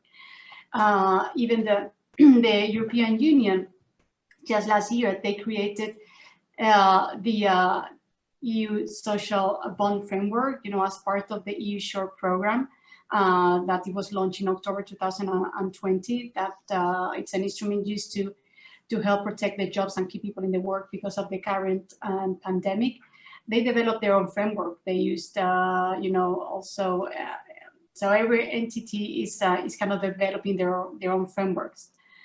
For that, I mean, there are other regional standards, like, you know, Karine was saying, China has also its own standard.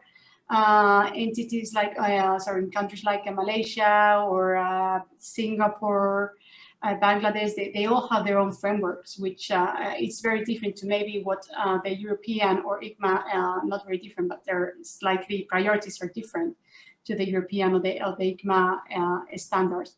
There are other countries which are in the process of developing their own frameworks, like Colombia, Canada, Australia, but they still haven't defined how they're gonna, you know, what is gonna be a priority for them, what is the design, the usage. But I think what the key issue here, you know, having so many standards, framework, it is the practical application. So how can we put in practice whatever is written, all these, you know, very long frameworks, how can we put it in practice? So digital technology is key. How can we translate into digital all these frameworks? And in fact, this is, you know, what we're currently doing. You know, Karine is saying the demand from the investors out there. We see, what I hear from the issuers is that the investors are going to the investor relations department. They want transparency. Also, in the case of Europe, they need to comply with the new regulations. So how they're going to do it? How they're going to be able to compare all these different asymmetries from the different frameworks? So if we are successfully in doing this, you know, we will solve for all these bottlenecks that the industry is having, and, you know, again, try to avoid the greenwashing that we were talking about earlier. So transparency is key. The digital technology is something that we need to use, because at the end of the day, you know, investors will not be able to compare different investments that they have, because the frameworks, the base, it's a little bit different. And that's what we're hearing in the market. You know, we're talking to the issuers community, to the arrangers that are helping the issuers to create this framework. They're talking to us to see how we can assist them in digitizing all these concepts. Because, I mean, the ESG has come to stay. So now everyone is talking about it. We are developing all these tools, but we need to kind of sit down in practice, try to put it into data to be able to make better investment decisions and do appropriate reporting. So we'll see. There's no one taxonomy. There are many. I guess it depends also on the investors that you have. And, you know, Karine can tell us about how different investors demand different things. So you need to look at your investor base and see what it is important for them. In the case of Europe, we hope, that's what the EU taxonomy has tried to do. Let's, at least for Europe, let's try to do some standardization, because we had nothing. So the European Union is at top priority, the ESG agenda, and there was nothing kind of so much written. So I think with last year they said, okay, let's put more detailed information. And again, this is changing. If you go into the European Commission's website, there's a lot of information. You could stay reading all day, and they try, they want to provide transparency. So I would, encourage people to also go into the European Commission website, because there's a lot of information. They recently published, like, I'm not sure if it was April, May, a list of frequently asked questions, which I think will help to address some of the concerns that maybe the marketplace will have. Thank you very much, Paloma. Now I would like to turn into the data part of the story, and Aish and Karine responding together. What data are investors looking for really support sustainable investments, make sure all the taxonomy are being left? What's your reading on that, Aish? Yeah, so maybe I'll start then. We were talking about how very, very important it is to investors to make sure that their own set of priorities are being reflected in whatever investments. So it's important to have a good sense for what are the key priorities for the categories of investors that you are targeting. Historically, investors have been looking at sustainable investments more from an exclusionary point of view. So if you're in certain businesses, they're not going to touch it. And it's important to understand what are the most popular or common exclusions that are applied by investors. But increasingly, what we see across all of our surveys of investors is that they're focusing more on how integrated sustainability is within the practices of an issuers. And also, very importantly, they're starting to focus more and more on impact. And that's really important because we just mentioned a few minutes ago about the regulatory framework, and the SFDR regulatory framework in Europe is very much focused on impact. What impact do you have on issues that regulators have determined to be critical for their own agenda, especially on climate risk? And impact data is basically hard evidence, like how much did you reduce your water consumption for, or how much did you reduce your carbon emission by? So this is hard evidence that you would expect to be producing more and more. An interesting study that I saw actually published this morning by the climate disclosure standard boards was showing misalignment from many of the issuers on what they say they do versus what they actually do, especially around social issues, around human rights, about generally their impact on the general ecosystems, because there are many interactions between climate risk and social issues. So just know that these issues are at the forefront of the agenda for regulators. I also wanted to bring to your attention a number of decisions that were made by the Dutch national banks that is considered to be a leading thinker on sustainability regarding specific metrics, impact metrics that are expected to be produced by investors on various categories related to the United Nations and Sustainable Development Goals. So impact is going to be the next big area where investors are going to look for hard evidence, for instance, measurement from satellite pictures, Internet of. So this is the type of data that investors are looking for. To go back to what I was saying before, though, there has to be some evidence that this data is trustable. And so, for instance, we ask other investors to comment and to provide feedback through our applications on whether data is usable or not. So these are two aspects that I want to emphasize in terms of data that investors are specifically looking for. Thank you. Aish, what you going to add on top? And I'd like to start with something which Adriana mentioned, which really kind of like, struck a record with me. Meaningful change, right? Meaningful change. What does that mean from a kind of like, from our role in the financial, as the intermediary, or like, as the role we play in the wider financial markets, right? How could we do that? And I want to focus on what I want to say about how we are trying to make that meaningful change from an issuer services perspective, right? Within issuer services, and I guess, Paloma, you mentioned it, that like, we are servicing 38 billion in green bond issuances, right? And that represents around 17 or 18% of the entire green bond issuances currently, right? So we have to take a very, given our role in the debt capital markets, we have to take a very, very proactive role to kind of to see how we could action that meaningful change. And what does that mean, right? And I'll go back to what Karine mentioned as well, right?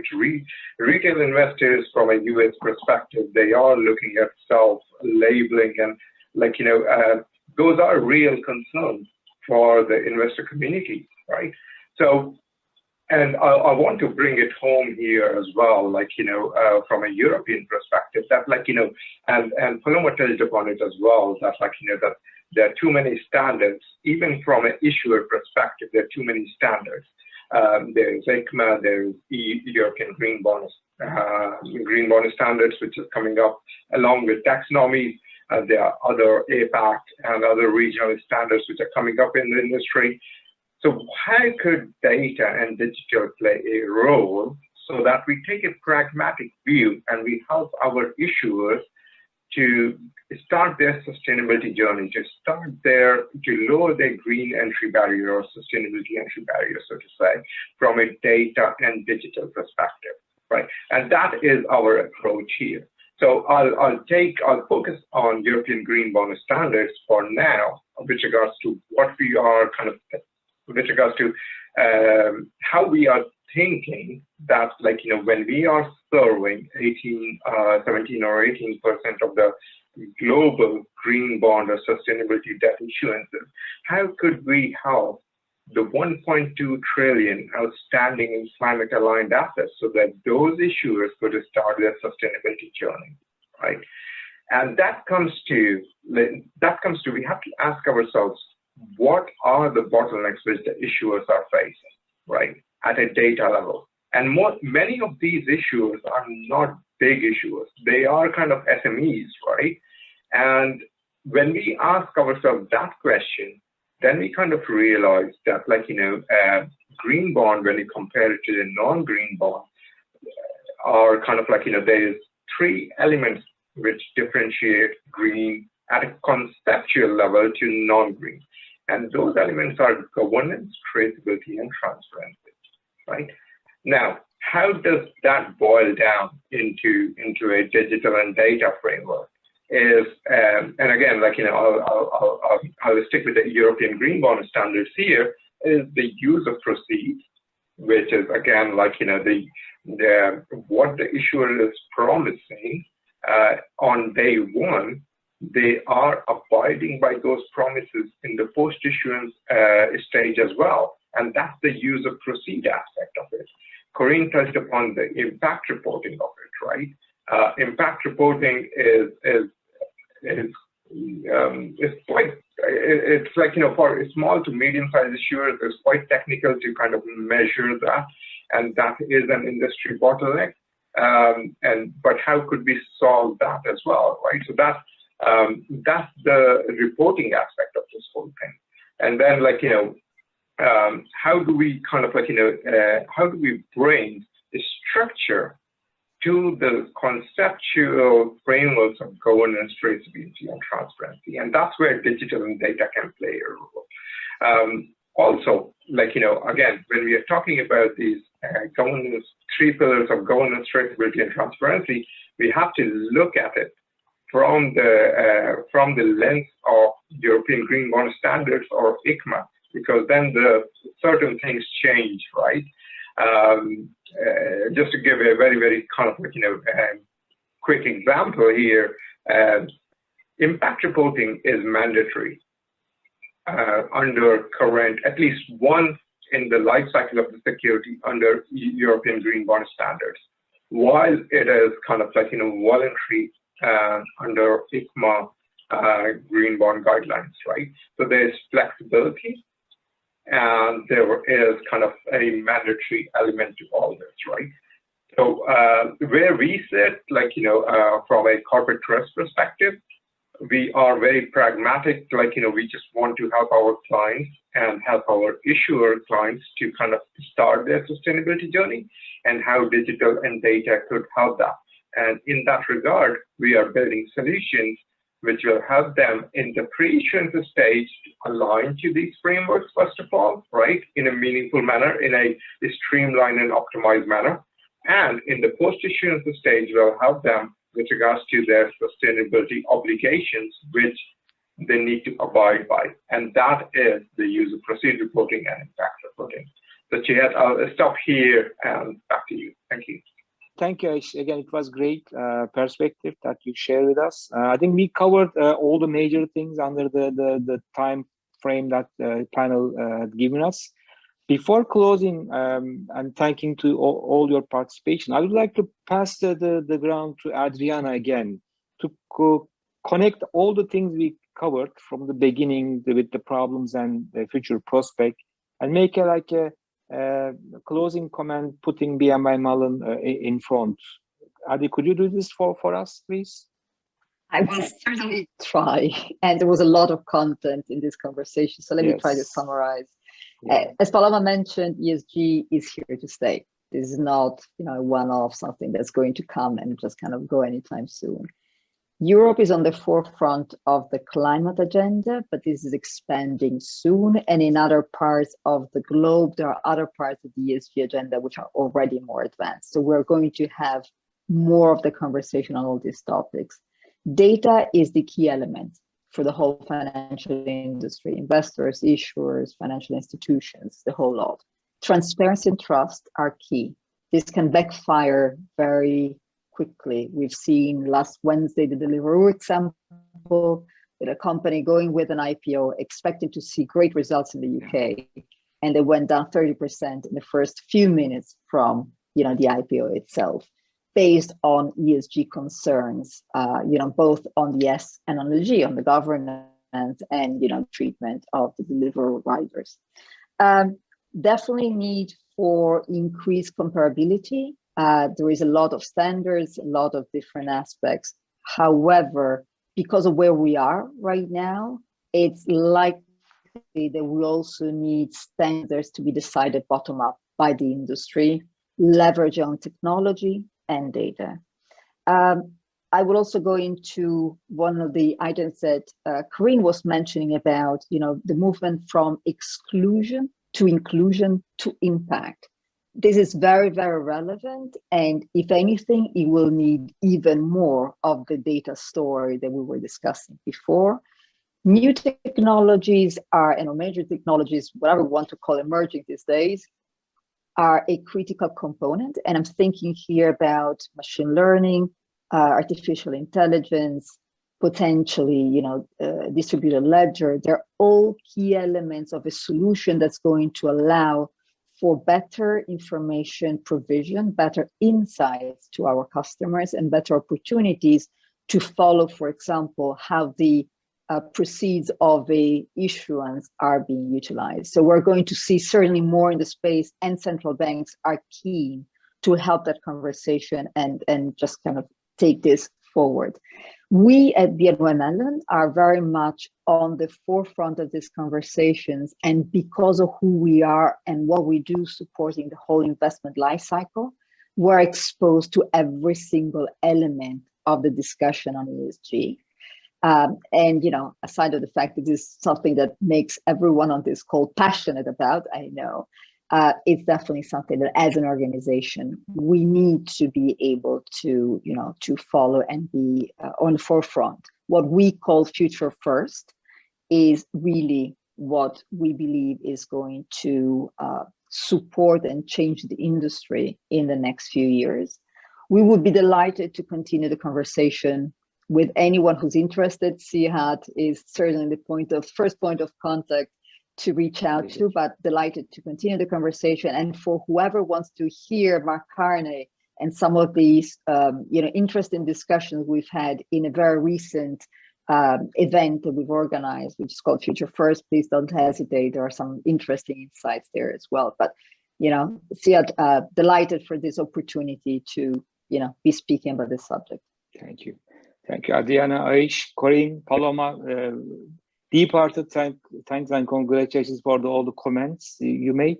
And again, I would like to close the session by thanking Turkish IR Society, giving us this chance, and hope we can continue this conversation, which is long-lasting, long-standing. It won't be easy, but we won't have too much time as a global facts challenges. So thank you all. Thank you very much.